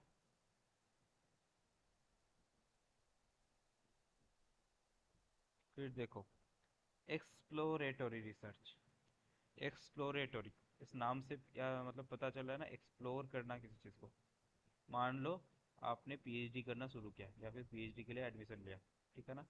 अब आपको क्या करना है, टॉपिक चूज करना है, पीएचडी के लिए एक टॉपिक होता है ना, कोई किसी पर्टिकुलर टॉपिक पे पीएचडी होता है ना। तो आपने मान लो टॉपिक कुछ एक ढूंढ लिया कि आपको फुटबॉलर्स को सर्किट ट्रेनिंग देना है, अब उसका इफेक्ट चेक करना है। अब उसके पहले अगर आप डायरेक्टली कूद जाओगे उस टॉपिक पे, क्या हो सकता है बाद में प्रॉब्लम आ सकता है, कैसे हो सकता है, आपके पास वो लिमिट, मतलब उतना बच्चे ही अवेलेबल नहीं हो सब्जेक्ट्स, या फिर उतना प्लेयर्स अवेलेबल ना हो, ये हो सकता है। एक हो सकता है आपका मनी का प्रॉब्लम हो सकता है, फिजिबिलिटी, मतलब आपका कुछ फाइनेंशियल इशू हो सकता है उतना दिन ट्रेनिंग देने में। फिर हो सकता है कि जो उसके बाद टूल लेके, मतलब ट्रेनिंग देके जो आप नापोगे जिस टूल से, वो टूल अवेलेबल ना हो आपके पास, या तो वो खरीदना पड़ेगा या फिर आपका लैब में है ही नहीं वो टूल, तो ये सारी चीज़ चेक करने के लिए क्या करता है, एक छोटा मोटा टेस्ट कंडक्ट कर लेता है। मतलब मान लो कि 3 महीने की आप ट्रेनिंग दोगे, तो उससे पहले क्या होता है, एक 1 वीक का ट्रेनिंग दे के देख लो। 1 वीक का एक ट्रेनिंग दे के देख लो आप। उससे क्या होता है, उससे क्या होगा, उससे आपको पता, मतलब एक आइडिया आ जाएगा कैसे क्या करना है, क्या क्या मेरे पास है नहीं, किस चीज़ों को हमें मतलब उससे सॉर्ट आउट करना है, किस चीज़ों को ऐड कर सकते हैं। ये सब चीज़ों को आपको पता चलेगा अगर छोटा करके आप एक मतलब रिसर्च कंडक्ट कर लो, है ना। 1 महीने के अंदर अगर सब कुछ आप अगर एस्टिमेट एक लगा लो कितना मेरा मतलब कितना मनी इन्वेस्ट हो सकता है इनमें, कितना खर्चा आ सकता है, कितने लोगों को करने से मतलब बेहतर होगा। आपने मान लो कि 100 ले लिया कि 100 लोगों के ऊपर मुझे ये रिसर्च करना है। अब 100 लोग पूरा डिस्ट्रिक्ट पे नहीं है मान लो, उस गेम का पर्टिकुलर या फिर उस एज ग्रुप का, तो क्या करोगे। तो इसीलिए पहले से एक छोटा टाइप का एक स्टडी कर लेते हैं, उसको बोलते हैं पायलट स्टडी, उसको बोलते हैं पायलट स्टडी। सर जैसे मतलब एक्सप्लोर, हाँ एक्सप्लोरेटरी मतलब एक्सप्लोर करा। हाँ, एक्सप्लोर करना, किसी भी चीज़ को एक्सप्लोर करना। तो आपने जो टॉपिक लिया मान लो वो सही है कि नहीं, आपके लिए फिट बैठता है कि नहीं, उसको एक्सप्लोर कर लो थोड़ा सा। उसको बोलते हैं पायलट स्टडी, मतलब पहले ही कंडक्ट करके थोड़ा देख लो। तो ये जो कंडक्ट कर रहे हो पहले ही आप करके देख ले रहे हो, उसको बोलते हैं एक्सप्लोरेटरी रिसर्च। आप अपने एक बारे में मतलब अपने टॉपिक के बारे में एक्सप्लोर कर ले रहे हो पहले। ठीक है। सर ये वाला और एक बार बोलो ना। Explorer। जैसे कि आप कोई एक रिसर्च करने जा रहे हो, ठीक है, आप कोई एक रिसर्च करने जा रहे हो, या फिर मान लो कि जो नया पार्लियामेंट बिल्डिंग इनागुरेट हुआ ना, तो अगर डायरेक्ट पार्लियामेंट बिल्डिंग बनाने में कूद जाते वो वर्कर्स, तो क्या होता, कितने सारे प्रॉब्लम्स आते उनमें। प्रॉपर प्लानिंग वगैरह के, मतलब प्लानिंग वगैरह ना किए हुए ही अगर वो पार्लियामेंट बिल्डिंग इतना बड़ा एक प्रोजेक्ट, इतना करोड़ों का प्रोजेक्ट अगर बनाने लग गया, तो क्या होगा, कुछ कुछ प्रॉब्लम्स तो फेस करना पड़ेगा ना, बहुत सारे प्रॉब्लम फेस करना पड़ेगा।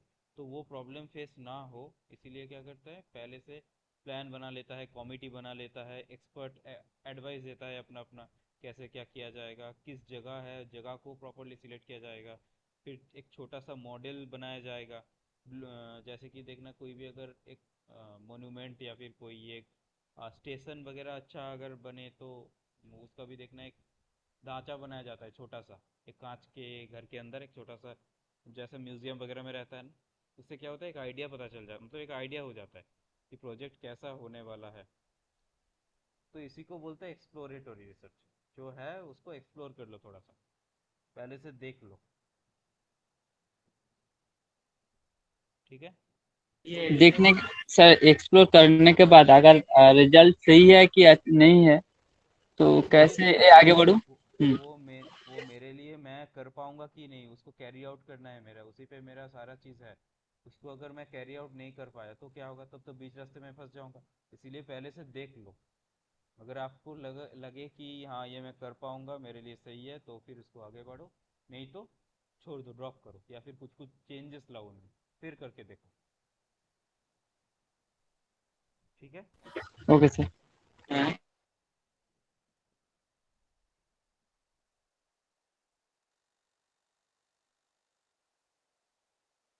इसका कुछ एडवांटेजेस है देखो एक्सप्लोरेटरी का। जैसे कि इसका फ्लेक्सिबिलिटी चेक कर सकते हैं हम, एडेप्टेबिलिटी। ठीक है। एक्सप्लोरेटरी रिसर्च फिजिबिलिटी भी चेक करता है।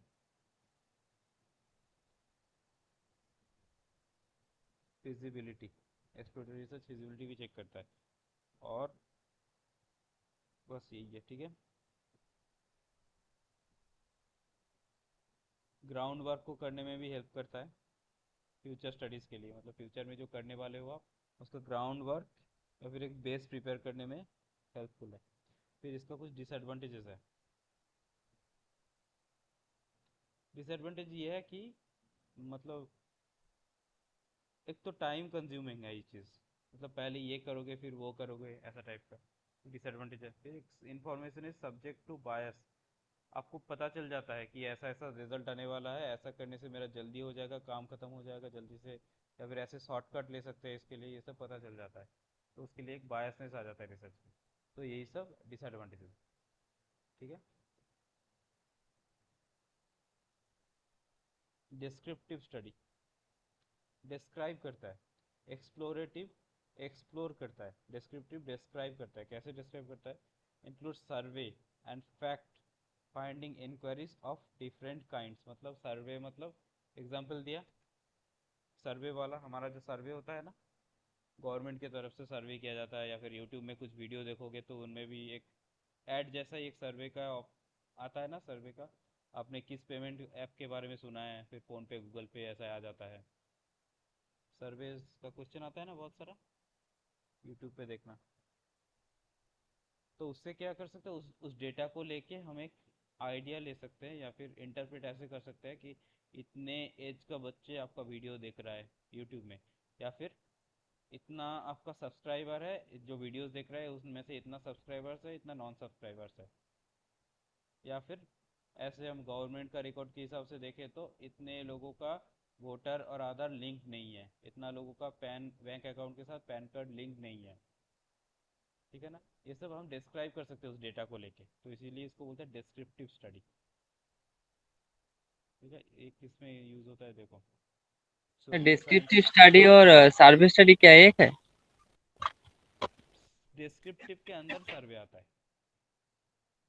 डिस्क्रिप्टिव के अंदर सर्वे आता है। Yes sir. ठीक है, तो ये किस में यूज होता है? सोशल साइंस, बिजनेस रिसर्च, ये सब में डिस्क्रिप्टिव आता है।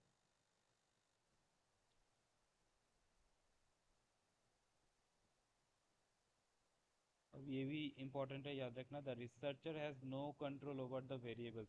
जो वेरिएबल लिया है उनके ऊपर रिसर्चर का कोई कंट्रोल नहीं है, क्योंकि वो जैसा बोलेगा वैसे ही आपको करना पड़ेगा। मतलब मान लो कि किसी घर में आप पूछने गए हो कि आपका फैमिली मेम्बर कितना है, उन्होंने बोला 5 या फिर 4, तो उसके ऊपर आप कंट्रोल तो कुछ नहीं कर सकते हो। उसको आप 6 नहीं लिख सकते हो, 3 नहीं लिख सकते हो, कुछ करके मैनिपुलेट वगैरह करके। या फिर उसको रियली आप 3 नहीं कर सकते हो, किसी को मार के 4 हुआ तो किसी को मार दिया 3 कर दिया, ऐसे तो कर नहीं सकते। तो इसीलिए कंट्रोल नहीं रहता है, इस पर कंट्रोल नहीं रहता है। कंट्रोल किस पे रहता है? जो एक्सपेरिमेंटल वगैरह होता है ना, एक्सपेरिमेंटल जिसमें आप ट्रीटमेंट देते हो, उनमें आप कुछ हद तक कंट्रोल कर सकते हो, कुछ कुछ चीज़ें, कुछ कुछ चीज़ें कंट्रोल कर सकते हो, लेकिन डिस्क्रिप्टिव टाइप का जो रिसर्च होता है उनमें कंट्रोल नहीं सर होता है। वेरिएबल के बारे में थोड़ा सा बोल दीजिए ना। वेरिएबल जो वेरी करता है, the thing which is changing in nature. जैसे कि आपका मान लो मैं हार्ट रेट चेक करना चाहता हूँ, दौड़ने से पहले दौड़ने के बाद, तो क्या होगा? वेरी इसका तो कुछ चेंजेस आएगा ना हार्ट रेट का, दौड़ने से पहले का एक होगा, दौड़ने के बाद एक होगा। तो ये हार्ट रेट आपका वेरिएबल हो गया। अब वेरिएबल का बहुत सारा टाइप्स है, वो आगे जानेंगे, पहले रिसर्च के टाइप जान लेते हैं। ठीक है, वेरिएबल का एक ऊपर ऊपर आइडिया आया कि वेरिएबल क्या है। रिसर्च टॉपिक देखे हो, कोई भी रिसर्च टॉपिक या थीसिस? ये सर शुद्ध गंगा वेबसाइट में देखा। हाँ, शोध गंगा में जाना, उस पर थीसिस सेक्शन है देखना। और शोध गंगा पे ही जो सिनॉप्सिस सेक्शन है, सिनॉप्सिस मतलब रिसर्च का जो प्रपोजल होता है, कैसे रिसर्च करना है, उसका एक फॉर्मल वे में प्रेजेंट किया जाए, वो देखना। और रिसर्च रिपोर्ट, वो भी देखना, मतलब सारे 5 चैप्टर, अपेंडिसेस, बिब्लियोग्राफी, सब कुछ रहता है उनमें, वो देखना सारे। तो सारा कुछ देखना जरूरी है, तभी थोड़ा थोड़ा आइडिया आएगा। डिजर्टेशन और सिनॉप्सिस दो तो अलग है। सिनॉप्सिस मतलब आप जो करने वाले हो वो रख रहे हो, एक डीआरसी मतलब जो रिसर्च कमेटी होता है उनके सामने आप रख रहे हो, प्रेजेंट कर रहे हो कि मेरा इतना सैंपल साइज होगा, ऐसा ऐसा मैं काम करूंगा, ये मेरा टॉपिक होगा, और इसका आउटपुट ये हो सकता है। ये सब आप उसके सामने एक प्रपोजल रख रहे हो, इसी को बोलते हैं सिनॉप्सिस। फॉर्मल लैंग्वेज में थोड़ा सा, थोड़ा एक अच्छा लैंग्वेज में बोलते हैं इसको सिनॉप्सिस। ठीक है ना, रिसर्च प्रपोजल को। और डिजर्टेशन मतलब पूरा ओवरऑल काम को बोलता है डिजर्टेशन, आपने क्या किया नहीं किया, इसको बोलता है डिसर्टेशन। जो थीसिस होता है ना, थीसिस और डिसर्टेशन सेम ही है। डिसर्टेशन थोड़ा छोटा काम के लिए यूज होता है, थीसिस थोड़ा बड़ा टाइप का रिसर्च के लिए यूज होता है। डिसर्टेशन देखना, मास्टर डिग्री वाले को, मास्टर्स वाले को डिसर्टेशन बोलते हैं, थीसिस नहीं बोलते उसको। थीसिस पीएचडी एमफिल वाले को थीसिस बोलते हैं। और सिनॉप्सिस है टॉपिक के ऊपर। सिनॉप्सिस है क्या करोगे आप, क्या करना चाहते हो, उसी को बोलते हैं सिनॉप्सिस। प्रपोजल, रिसर्च प्रपोजल बोलते हैं उसको। मतलब क्या प्रपोज कर रहे हो तुम, ये करना है हमें, ये नहीं करना है, ये ले रहे हैं, ये सब चीज़ें, क्या क्या वेरिएबल ले रहे हो, क्या कर रहे हो, इसको बोलते हैं सिनॉप्सिस। Okay sir. जो रिसर्च करने के पहले जो होता है उसको बोलते हैं रिसर्च प्रपोजल, रिसर्च करने के बाद जो करते हैं उसको बोलते हैं रिसर्च रिपोर्ट। ठीक है। अब वो रिपोर्ट को लेके अगर बाइंड अप कर दो, सामारी कर दो, सारा सब कुछ फॉर्मली एक तैयार कर दो, उसको बोलते हैं थीसिस। थीसिस एक बड़ा टर्म है, उसी का अगर छोटा मोटा टर्म समझो तो वो होता है डिसर्टेशन, बोलते हैं उसको। क्लियर है? क्लियर है? हेलो।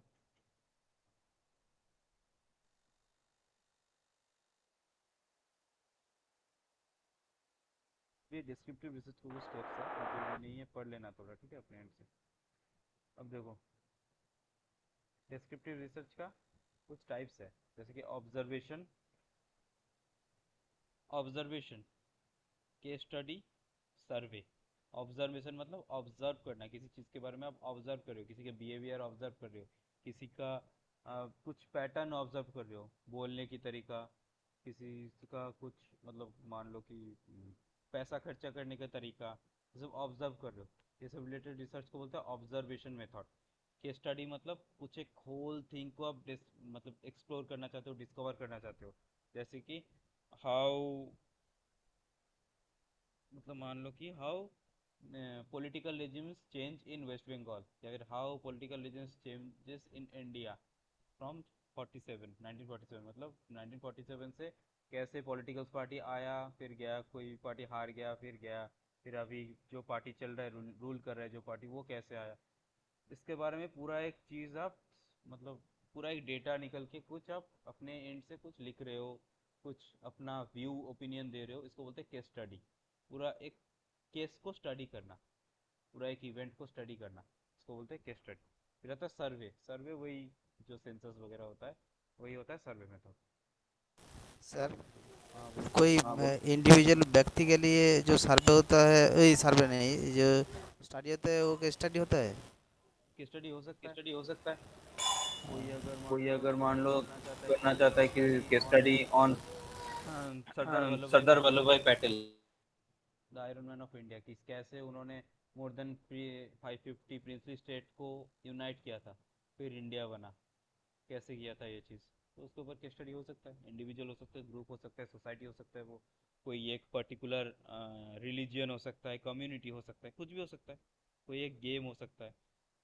ठीक है ना, केस स्टडी किसी के ऊपर भी हो सकता है। ठीक है। Okay sir.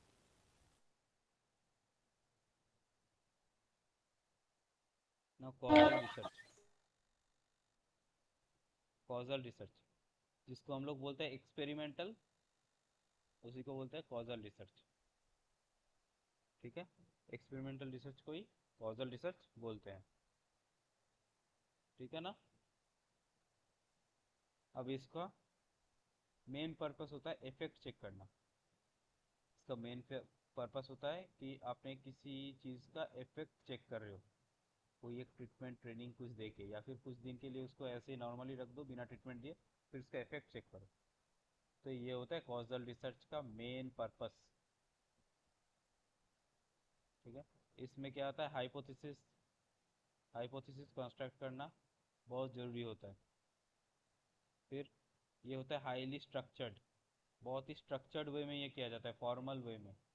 फिर causal research is basic based on primary in testing the problem in order to get the answer why, क्यों हो रहा है, ये वाई का आंसर ढूंढने के लिए ही कॉजल रिसर्च या फिर एक्सपेरिमेंटल रिसर्च किया जाता है। ठीक है।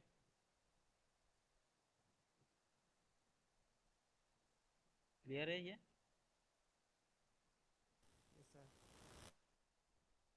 एक्सपेरिमेंटल रिसर्च क्लियर है? हाँ हाँ। Yes sir. अब evolution study, it is the type of applied research.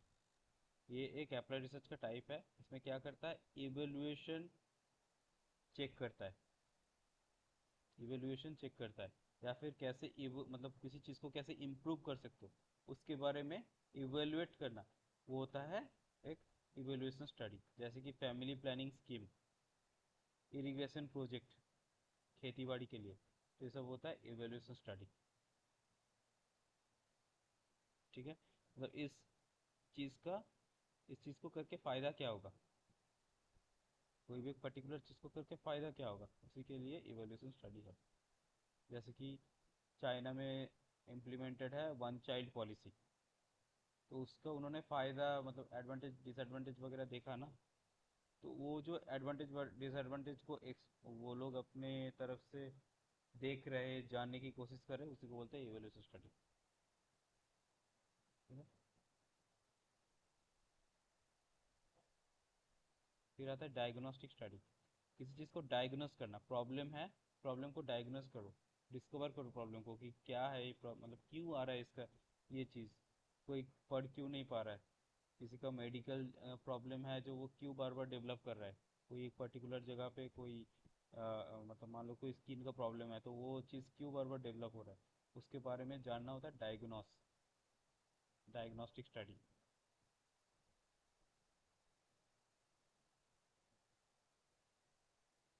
देखो एक्सप्लेनेटरी ये क्या करता है, एक्सप्लेन करता है, कोई चीज़ अगर हो गया, ठीक है ना, कोई चीज़ हो गया तो उसको एक्सप्लेन कर रहा है कि पहले ये था, उसके बाद ये हो गया, या फिर एक्स चेंज होके मान लो वाई हो गया, तो ये कैसे हो गया, ये सब एक्सप्लेन करता है, ये तो हो गया एक्सप्लेनेटरी।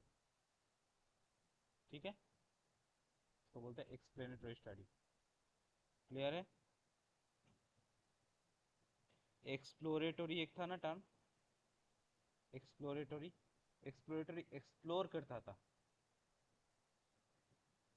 एक था डिस्क्रिप्टिव, ये था डिस्क्राइब करता था मैथमेटिकली या फिर स्टैटिस्टिकली डिस्क्राइब करता था डेटा को। एक्सप्लोरेटरी एक्सप्लोर करता था, और ज़्यादा डीप गहरा एक्सप्लोर करता जाता था।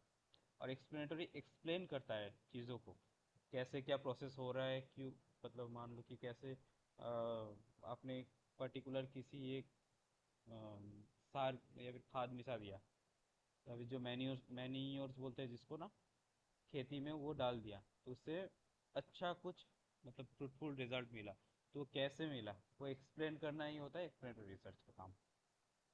ठीक है, इससे कंफ्यूज मत होना, एक्सप्लेनेटरी, एक्सप्लोरेटरी, डिस्क्रिप्टिव, ये तीनों में कंफ्यूज मत होना।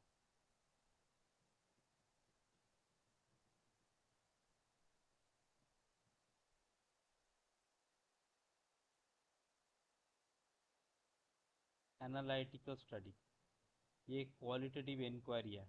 एनालिसिस का मतलब ये वर्ड थोड़ा साइंटिफिक दिखने में लगता है, तो इसीलिए ये मत समझ लेना कि ये क्वांटिटेटिव है, ये क्वालिटेटिव इन नेचर है। ठीक है, qualitative inquiry draws from the discipline of philosophy, concept, history, biography, ये सब से एनालाइज करता है किसी व्यक्ति के बारे में, किसी व्यक्ति का पर्सनालिटी के बारे में, कौन क्या करना चाहता है इसके बारे में एनालाइज करता है, इसको बोलते हैं एनालिटिकल स्टडी। ठीक है, फिर हिस्टोरिकल, हिस्ट्री रिलेटेड, कोई हिस्टोरिकल पास्ट इवेंट, कुछ पास्ट इवेंट के बारे में, मान लो कि जो हमारा इंडिया में जो चेंजेस आया है, कुछ बाहर का रूलर्स यहाँ पे रूल करने आया था, या फिर ब्रिटिशर्स आया था रूल करने में, वो कैसे आया था, क्यों आया था, कब आया था, ये सब के बारे में जितना भी हिस्टोरिकल फैक्ट्स है उनके बारे में रिसर्च करना चाहते हो, तो वो हो गया हिस्टोरिकल रिसर्च, पास्ट इवेंट के बारे में। इसका एडवांटेज लिमिटेशन से पढ़ लेना थोड़ा, मतलब मेन मुद्दा यही है, जो समझने वाली बात है मैं उसको बता रहा हूँ आपको। सर जो ध्वंसावशेष जो निकलता है वो कि हिस्ट्रिकल हो रिसर्च में सकता है वो पड़ता है। आर्कियोलॉजिकल बेस्ड है, वो होता है आर्कियोलॉजिकल बेस्ड। ठीक है, वो भी हो सकता है जैसे कि हड़प्पा या फिर मोहनजोदाड़ो वाला जो जो मिला है, जो डेवरीज वगैरह मिला है, उनसे अगर कुछ फाइंड आउट करना चाहते हो तो वो तो पास्ट इवेंट ही हो गया, पास्ट इवेंट को आप एक्सप्लोर कर रहे हो। जैसे कि वो लोग माइंजो सॉरी हड़प्पा में एक बाथ टब मिला था, स्विमिंग पूल भी मिला था एक हड़प्पा में, कुछ मूर्तिज भी मिला था ब्रोंज का, उससे हमें क्या पता चलता है कि उनका सिविलाइजेशन कैसा था, या फिर उनसे हमें ये भी पता चलता है कि उनका रहना, खाना, फूड हैबिट, ये सब कैसा था, किस टाइप का उनका लिविंग स्टाइल था, ये सब पता चलता है। तो ये सब हो सकता है कि हिस्टोरिकल हो। ये कुछ कुछ सोसाइटी रिलेटेड भी हो जाता है, लेकिन हिस्टोरिकल भी हो सकता है ये। ठीक है, ओके सर।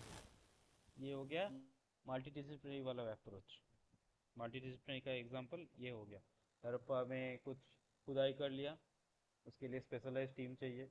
उसके बाद हिस्टोरी कल एक्सपर्ट जो हिस्ट्री रिलेटेड जो मतलब एक्सपर्ट होता है उनको भी, उनका भी रहना जरूरी होता है।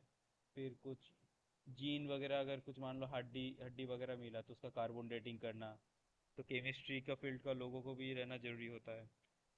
ये हो गया multi disciplinary approach. Now history में जो डेटा मिलता है हमें, उसका तीन टाइप होता है। तीन टाइप के थ्रू हमें डेटा मिलता है।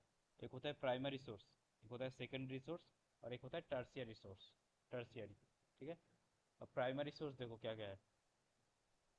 जो डेटा डायरेक्टली परसीव किया जाता है उसको बोलते हैं प्राइमरी सोर्स। जैसे कि कोई देखो गवर्नमेंट रिपोर्ट, ये हो गया डायरेक्ट, डायरेक्ट मिल रहा है आपको। कोई फोटोग्राफ, कोई speech, letter, memo, diaries, interview, autobiography, ये सब क्या होता है, डायरेक्ट मिलता है आपको। इसीलिए ये होता है प्राइमरी सोर्स। प्राइमरी सोर्स के ऊपर अगर कुछ हो जाए, मतलब प्राइमरी सोर्स को लेकर, मतलब मान लो किसी का ऑटोबायोग्राफी लिखा है, किसी ने ऑटोबायोग्राफी लिखा। ऑटोबायोग्राफी तो खुद ही लिखता है, बायोग्राफी दूसरा कोई लिखता है, लेकिन ऑटोबायोग्राफी खुद का, मतलब खुद के बारे में खुद ही लिखते हैं। उस ऑटोबायोग्राफी के बारे में, उस ऑटोबायोग्राफी को लेके अगर किसी ने कुछ रिपोर्ट पब्लिश किया, ठीक है ना, कुछ पेपर में कुछ आर्टिकल पब्लिश किया, उस आर्टिकल को देख के आप जज कर रहे हो, तो ये वाला हो गया सेकेंडरी सोर्स। प्राइमरी सोर्स था ऑटोबायोग्राफी, ठीक है। अब सेकेंडरी सोर्स का एग्जांपल देखो, बायोग्राफी। बायोग्राफी सेकेंडरी सोर्स इसीलिए है क्योंकि बायोग्राफी जिसने लिखा वो खुद का लाइफस्टाइल, खुद का जीवनी नहीं है, वो खुद का जीवनी लिखने वाले को बोलते हैं autobiography. Criticism, literacy criticism, literary criticism. Criticism करना मतलब क्रिटिसिज्म बहुत वे में हो के वो डेवलप होके थोड़ा फैल जाता है वो चीज़, नया नया आइडियाज डेवलप हो जाता है, इसीलिए, ठीक है ना। लेजिस्लेशन, पॉलिटिकल एनालिसिस, ये सब होता है। कमेंट्रीज, ये सब होता है सेकेंडरी सोर्सेस। या फिर न्यूज़पेपर को कुछ कटिंग, ये हो गया सेकेंडरी सोर्सेस। टर्शियरी हो गया, उसके भी सेकेंडरी सोर्स को भी अगर किसी डेटा के काम में लिया जाए, वो हो गया टर्शियरी सोर्सेस। जैसे कि guide book, manual, hand book, ये विकीपीडिया, ये तो सेकेंडरी सोर्स का बहुत बड़ा एग्जांपल है। कोई भी आके कुछ भी चेंज कर सकता है इसको।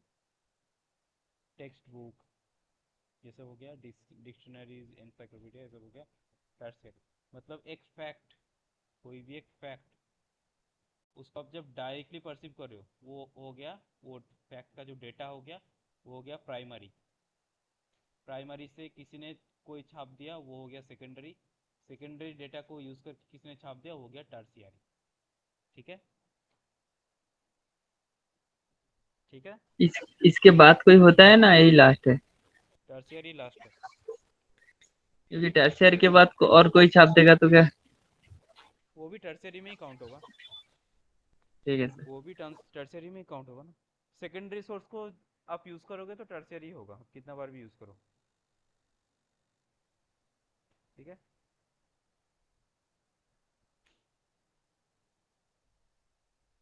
नाउ एक्सपेरिमेंटल का।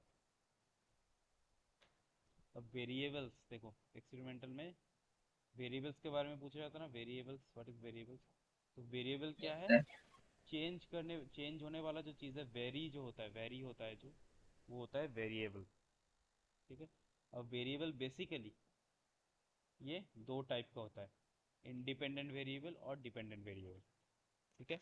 इंडिपेंडेंट वेरिएबल और डिपेंडेंट वेरिएबल। इंडिपेंडेंट वेरिएबल क्या होता है, वो एक मतलब स्वाधीन जिसको बोलते हैं, उसके ऊपर किसी का इफेक्ट नहीं होता। लेकिन डिपेंडेंट वेरिएबल के ऊपर इफेक्ट होता है, किसका, इंडिपेंडेंट वेरिएबल का। फॉर एग्जांपल, इफेक्ट ऑफ, ये टॉपिक देखो, effect of salary on savings, monthly savings, ठीक है। क्या आपका टॉपिक है, किसी एक पर्सन का, किसी एक ग्रुप का, किसी एक कंपनी का, एम्प्लॉयर्स का, आप क्या चेक करना चाहते हो, सैलरी के ऊपर सेविंग्स कितना कर रहा है वो। तो जाहिर सी बात है, सैलरी अगर बढ़ा दोगे तो सेविंग्स भी इफेक्ट करेगा, मतलब सेविंग्स भी बढ़ेगा। सैलरी अगर कम कर दोगे सेविंग्स भी कम हो जाएगा, जितना सेविंग हो रहा था मंथली उसका वो भी कम हो जाएगा। तो सैलरी क्या हुआ यहाँ पर, इंडिपेंडेंट वेरिएबल। सैलरी क्या हो गया, इंडिपेंडेंट वेरिएबल। और इस सैलरी का बढ़ने या घटने से क्या हो रहा है, सेविंग्स इफेक्ट कर रहा है। तो सेविंग्स क्या हो गया, सेविंग्स डिपेंड कर रहा है किसी के ऊपर, इसीलिए ये हो गया सेविंग्स डिपेंडेंट वेरिएबल। समझ में आया। सर बारिश के लिए ग्राउंड कादा हो रही है, तो बारिश की प्राइमरी इंडिपेंडेंट होता है और हाँ, कादा ऐसा डिपेंडेंट। होता है कि जैसे आप चेक कर रहे हो बारिश, बारिश मतलब मान लो कि 40 सेंटीमीटर, 40 सेंटीमीटर क्यूबिक सेंटीमीटर बारिश होने से इतना अमाउंट का कीचड़ जम रहा है। तो वो 20 होने से थोड़ा कमी होगा, कीचड़ थोड़ा कमी होगा ग्रास में या फील्ड पे, थोड़ा कीचड़ कमी होगा।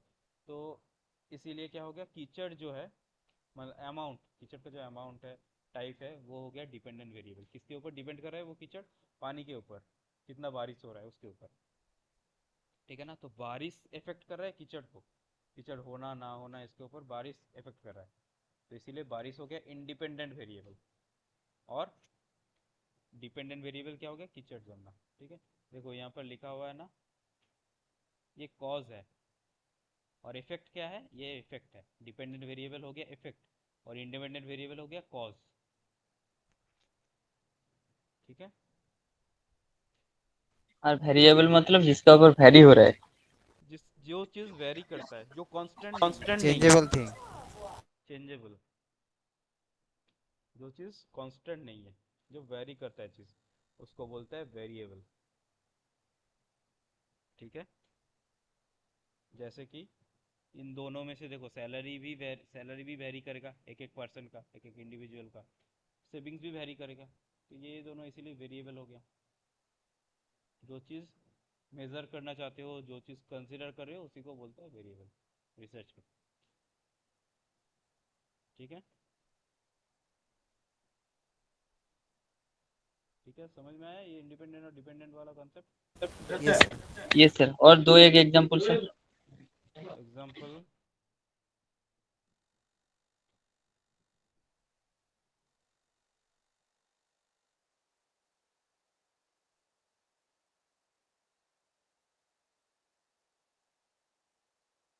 Effect of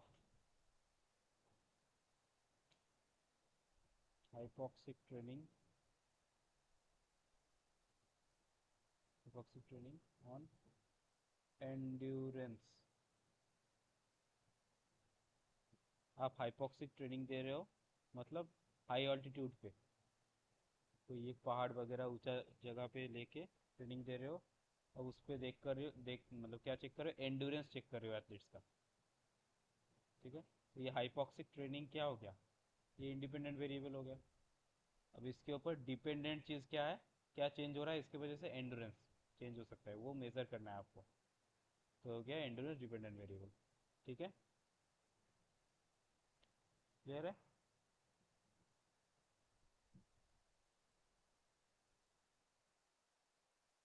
hello. ये sir. Now experimental group and control group. Experimental group and control group, ये क्या होता है देखो। कभी कभी हम लोग रिसर्च में क्या करते हैं, जैसे कि हमने अभी बोला इफेक्ट ऑफ हाइपोक्सिक ट्रेनिंग या फिर high altitude training on endurance, जो एथलीट का एंडोरेंस में। कभी कभी क्या करता है, एक ग्रुप रखते हैं जिसमें मान लो ग्रुप 1, ग्रुप 2, दो ग्रुप रखा हमने। ठीक है। अब ग्रुप 1 में क्या किया, 10 बच्चे लिए, ग्रुप 2 में भी अलग से 10 बच्चा, ट्रेनिंग दिया है इनमें। ठीक है। तो बीच में ट्रेनिंग है, फिर 10 बच्चों का ऑब्जर्व किया, क्या चेंजेस आया इस पे। कुछ ट्रेनिंग नहीं दिया, बस ऑब्जर्व किया 10 बच्चों का, मतलब 10 बच्चे चूज़ किया, एक महीना ट्रेनिंग दिया मान लो, फिर उसका रिजल्ट चेक किया एंडोरेंस का। अब ग्रुप 2 का है, 10 बच्चे को जस्ट मतलब डेटा ले लिया, फिर बिना ट्रेनिंग दिए, फिर उसके बाद ही एक महीने बाद उसका रिजल्ट चेक किया, प्री और पोस्ट। ठीक है, दोनों ग्रुप का डिफरेंस समझ में आ रहा है? एक में हमने ट्रीटमेंट दिया, मतलब ट्रेनिंग दिया, एक में ये वाला ग्रुप ट्रेनिंग वाला ग्रुप है, और ये वाला ट्रेनिंग वाला नहीं है। जो ट्रेनिंग वाला नहीं है उसको बोलते हैं कंट्रोल ग्रुप। उसको कंट्रोल करके रखा था हमने, ताकि दोनों का डिफरेंस पता चले। ये दो जो डिफरेंस है ना, इसके डिफरेंस पता चला इसका बीच में। ये डिफरेंस पता करने के लिए कंट्रोल ग्रुप रहना बहुत ज़रूरी होता है। ठीक है, तो ये जिसमें हमने ट्रीटमेंट दिया उसको एक्सपेरिमेंटल ग्रुप बोलते हैं। जो ट्रीटमेंट दिया, ट्रेनिंग दिया, उसको बोलते हैं एक्सपेरिमेंटल ग्रुप। और जिसमें नहीं दिया उसको कंट्रोल या फिर प्लेसिबो ग्रुप बोलते हैं, प्लेसिबो। ठीक है, PLACEBO। प्लेसिबो मतलब फॉल्स एक्सपेरिमेंट बोलते हैं उसको। कभी कभी क्या होता है, डॉक्टर्स कभी कभी क्या करते हैं कि मान डॉक्टर्स को अगर ऐसा लगे कि इसका कुछ बीमारी वगैरह नहीं है, इसका मन का बीमारी है, तो क्या करता है, ऐसे ही कोई एक फेक टैबलेट दे देता है, उसको खा के ठीक भी हो जाता है आपका बीमारी। है ना, होता है ना कभी कभी ऐसा। या फिर हमारा मतलब हमें ऐसा लगता है कि कितना भी घटिया खाना बनाए, या फिर कितना भी एक महीने पुराना तेल में तला हुआ चीज़ दे, फिर भी KFC is the best. KFC सबसे अच्छा फ्राइड चिकन बनाता है, क्योंकि KFC एक बड़ा ब्रांड है। तो ये हमारा मन में पहले से ये एक इफेक्ट डाला हुआ है कि KFC एक बड़ा ब्रांड है, अच्छा ब्रांड है, सब उसके पास जाते हैं, मतलब अच्छा ही होगा खाना उसका। तो ये हो गया प्लेसिबो। पहले से मतलब आपका मन ही कुछ डिसाइड कर दे रहे हैं, उसको क्वांटिटी के हिसाब से जज नहीं कर रहे हो आप, या फिर साइंटिफिकली उसको जज नहीं करो, आपका मन ही कुछ डिसाइड कर लेते। तो इसके लिए प्लेसिबो ग्रुप या फिर कंट्रोल ग्रुप रखा जाता है। ठीक है, ताकि देखा जा सके कि ट्रीटमेंट देकर क्या फ़ायदा हो रहा है और ट्रीटमेंट ना देकर ऐसे ही क्या फ़ायदा हो रहा है, मतलब क्या चेंजेस आ रहा है, दोनों का डिफरेंस हम निकाल सके। इसीलिए दो ग्रुप बनाया जाता है। ठीक है, clear? Hello. Yes sir.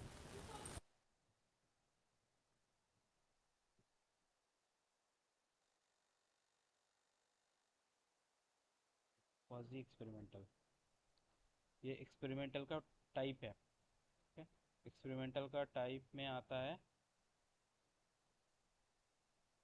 True experimental और क्वाजी एक्सपेरिमेंटल। ठीक है, एक्स पोस्ट फैक्टो ये एक्सपेरिमेंटल के अंदर तो आता नहीं है, ये एक्सपेरिमेंटल के अंदर आता नहीं, इसका रिसर्च डिज़ाइन एक्सपेरिमेंटल के अंदर आ सकता है, लेकिन ये एज ए रिसर्च एक्सपेरिमेंटल के अंदर नहीं आता है। क्यों नहीं आता वो बाद में बताते हैं। ठीक है ना, देखो पहले क्वाजी एक्सपेरिमेंटल क्या है। ट्रू एक्सपेरिमेंटल मतलब जो हमने समझाया। ठीक है ना, अब क्वाजी एक्सपेरिमेंटल क्या है, उनमें भी हम लोग ट्रीटमेंट वगैरह सब कुछ देते हैं, लेकिन रैंडमाइजेशन नहीं होता है, रैंडम असाइनमेंट, रैंडम कंट्रोल, ये सब रैंडमाइजेशन कुछ भी नहीं होता है। जो सैंपल हमने चूज़ करना है वो भी रैंडमली चूज़ नहीं किया जाता, अपने हिसाब से चूज़ किया जाता है। तो ये हो गया क्वासी। क्वासी का मतलब ही होता है हाफ, पूरा पूरी नहीं, हाफ आधा एक्सपेरिमेंटल। और ट्रू का मतलब जैसे नॉर्मली एक्सपेरिमेंटल होता है, जो सारे कंडीशंस को, एक्सपेरिमेंटल के कंडीशंस को फुलफिल करता है। और क्वाजी का मतलब कुछ कंडीशन फुलफिल करता नहीं है ये, वो कुछ में क्या आता है, रैंडमाइजेशन आता है।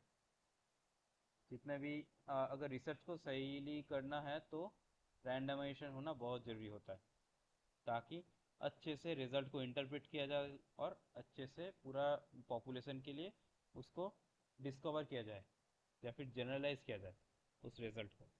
इसीलिए रैंडमाइजेशन बहुत ज़रूरी होता है, लेकिन क्वाजी एक्सपेरिमेंटल में रैंडमाइजेशन होता नहीं। ठीक है, फिर आता है एक्स पोस्ट फैक्टो। जो घटना घट चुका है उसके बारे में अगर हमने रिसर्च करना है तो वो हो गया एक्स पोस्ट फैक्टो। सपोज कोई एक बीमारी हो चुका है, कोई एक बीमारी हो चुका है, कोई एक पर्टिकुलर डिजीज सोचो, एक्स हो चुका है। अब जैसे मान लो, कोरोना। हाँ मान लो कोरोना हो चुका है। अब कोरोना को कैसे क्योर करना है उसके बारे में सोचो। कैसे हुआ है वो सब छोड़ो, कोरोना कैसे क्योर करना है, क्या कर सकते हैं इस बीमारी को लेके, कैसे हल निकल सकता है उसके बारे में सोचो। That is ex post facto. आप ऐसे नहीं बोल सकते हो कि कोरोना तुम सही हो जाओ, फिर कोरोना तुम्हें होगा तब हम देखेंगे। या फिर कोरोना फिर से हो, मतलब होने का मौका दो। या फिर मान लो सिंपली एक्सीडेंट, रोड पे किसी एक पर्टिकुलर रोड पे बहुत ज़्यादा एक्सीडेंट होता है, रोड के किसी एक पर्टिकुलर पार्ट में, किसी एक एरिया में। तो आप क्या, जिसको एक्सीडेंट हो रहा है, जिसका एक्सीडेंट हो चुका है या हो रहा है, मतलब हो गया, उसको क्या आप ऐसे बोल सकते हो दोबारा कि फिर से आप वैसे ही गिर के दिखाओ जैसे आपने बाइक से गिरा था, फिर हम देखेंगे, फिर आप उस इशू को लेके रिजॉल्व रिजॉल्व करेंगे? ऐसा होता नहीं ना। जो हो चुका है, एक्सीडेंट हो चुका है, बस उसके हल निकालो आप, क्या कर सकते हो उसके बारे में। तो दैट इज एक्सपोस्ट फैक्टो। ठीक है, इसमें मैनिपुलेशन नहीं होता है। एक्सपोस्ट फैक्टो में, क्वाजी एक्सपेरिमेंटल में क्या था, रैंडमाइजेशन नहीं रहता है, रैंडम असाइनमेंट नहीं रहता है, ठीक है। और इसमें मैनिपुलेशन नहीं रहता है। मैनिपुलेशन का सिंपल मीनिंग यही है, जो हमने दो ग्रुप बनाया था ना, कहाँ पे था ये, दो ग्रुप बनाया था, group group one, group two. अब ग्रुप टू को क्या, ग्रुप टू तो सही था, ऑब्जर्वेशन वन लिया था, उसके बाद ऑब्जर्वेशन टू लिया था कुछ दिन के बाद 10 पीपल का। ग्रुप वन को क्या किया था, ऑब्जर्वेशन वन लिया था, फिर एक ट्रीटमेंट दिया था, फिर एक ट्रीटमेंट दिया था ना, हाइपोक्सिक ट्रेनिंग। फिर ऑब्जर्वेशन, 1 महीने बाद फिर एक ऑब्जर्वेशन लिया था, मतलब उसका रिजल्ट देखा था। तो बीच में जो ट्रीटमेंट दिया, इससे क्या किया हमने, मैनिपुलेट किया उस ग्रुप का जो कैरेक्टरिस्टिक्स है, मतलब उसका जो एंडुरेंस है, उसको एनहांस करने की कोशिश किया हमने। उसको बोलते हैं मैनिपुलेशन, मतलब मैनिपुलेट कर रहे हैं उसको, उस चीज़ को। तो इसी को बोलते हैं मैनिपुलेशन। तो इसको मैनिपुलेशन आप करोगे कैसे? ये तो प्रीवियस डेटा के ऊपर, मतलब प्रीवियस डेटा को कंसिडर नहीं कर सकते हमें, है ना। इसको कैसे कोविड हुआ ऐसे इसको हम देख नहीं सकते। कोविड हो गया, ठीक है, उसके ऊपर हम काम कर सकते हैं, या फिर एक्सीडेंट हो गया उसके ऊपर हम काम कर सकते हैं उस जगह, ताकि फर्दर एक्सीडेंट ना हो, ऐसा हम कर सकते हैं। लेकिन एक्सीडेंट हो गया, फिर से उस आदमी को ये नहीं बोल सकते कि तुम्हारा फिर एक्सीडेंट हो, फिर देखेंगे हम, ऐसा नहीं हो सकता ना। तो इसीलिए इनमें मैनिपुलेशन नहीं होता, याद रखना, इस पर मैनिपुलेशन नहीं होता, इसमें रैंडम असाइनमेंट नहीं होता। और ट्रू जो है, ट्रू में सब कुछ होता है। ट्रू मतलब ट्रू, एक आइडियल एक्सपेरिमेंटल रिसर्च है, एक्सपेरिमेंटल स्टडी है। ठीक है, समझ में आया? ट्रू, क्वासी और एक्सपोस्पेक्टो में। देखो ये लिखा तो है, यस सर थोड़ा सा लॉन्ग हो जा रहे हैं सब। चार्ज यहीं पे बंद कर दे। ये सर यस सर, बहुत यस सारा सर। चीज हो गया। Yes, sir. तो इतना जो हुआ है, इतना तक एक्सपोस्पेक्टो तक, ये देखना वीडियो और समझने की कोशिश करना। और एक होमवर्क रहेगा, जो कि है एक थीसिस, एक थीसिस पढ़ना, पढ़ के समझना है क्या चैप्टर्स रहता है, क्या रहता है, कैसे किया जाता है, क्या प्रोसीजर रहता है, वो देखना। और एक साइनॉप्सिस देखना। ठीक है, एक तो थीसिस और एक साइनॉप्सिस, ये हो गया। एक थीसिस और एक है साइनॉप्सिस, ये है आपका होमवर्क। ये पढ़ के आना है, ठीक है, ये पढ़ के आना है। आपका ये सर। लाइब्रेरी वगैरह कहीं पे भी हो, शोध गंगा, कुछ भी हो गया, फिर रिसर्च पेपर भी देख सकते हो आप गूगल स्कॉलर वगैरह से, वो देखना है। ठीक है, देख के आना है क्या कैसे किया कैसे नहीं किया? किया। ठीक है, यस सर। ओके, तो फिर आज के लिए इतना ही। कुछ डाउट वगैरह है तो कल पूछ लेना, क्योंकि इसको पढ़ के पूछना, तभी ज़्यादा फ्रूटफुल होगा वो। नहीं तो आप जो पूछोगे वो, तो अभी जो पूछोगे वो मेरे ख्याल से लगता नहीं है कि उतना कुछ मतलब समझने वाला चीज़ होगा वो आपके लिए भी। ये जो टाइप्स बोला ना हमने, उसको पढ़ना थोड़ा, वीडियो में दे दे रहा हूँ, अपलोड कर दे रहा हूँ, उसको देखना वीडियो को, और थीसिस देखना। ठीक है,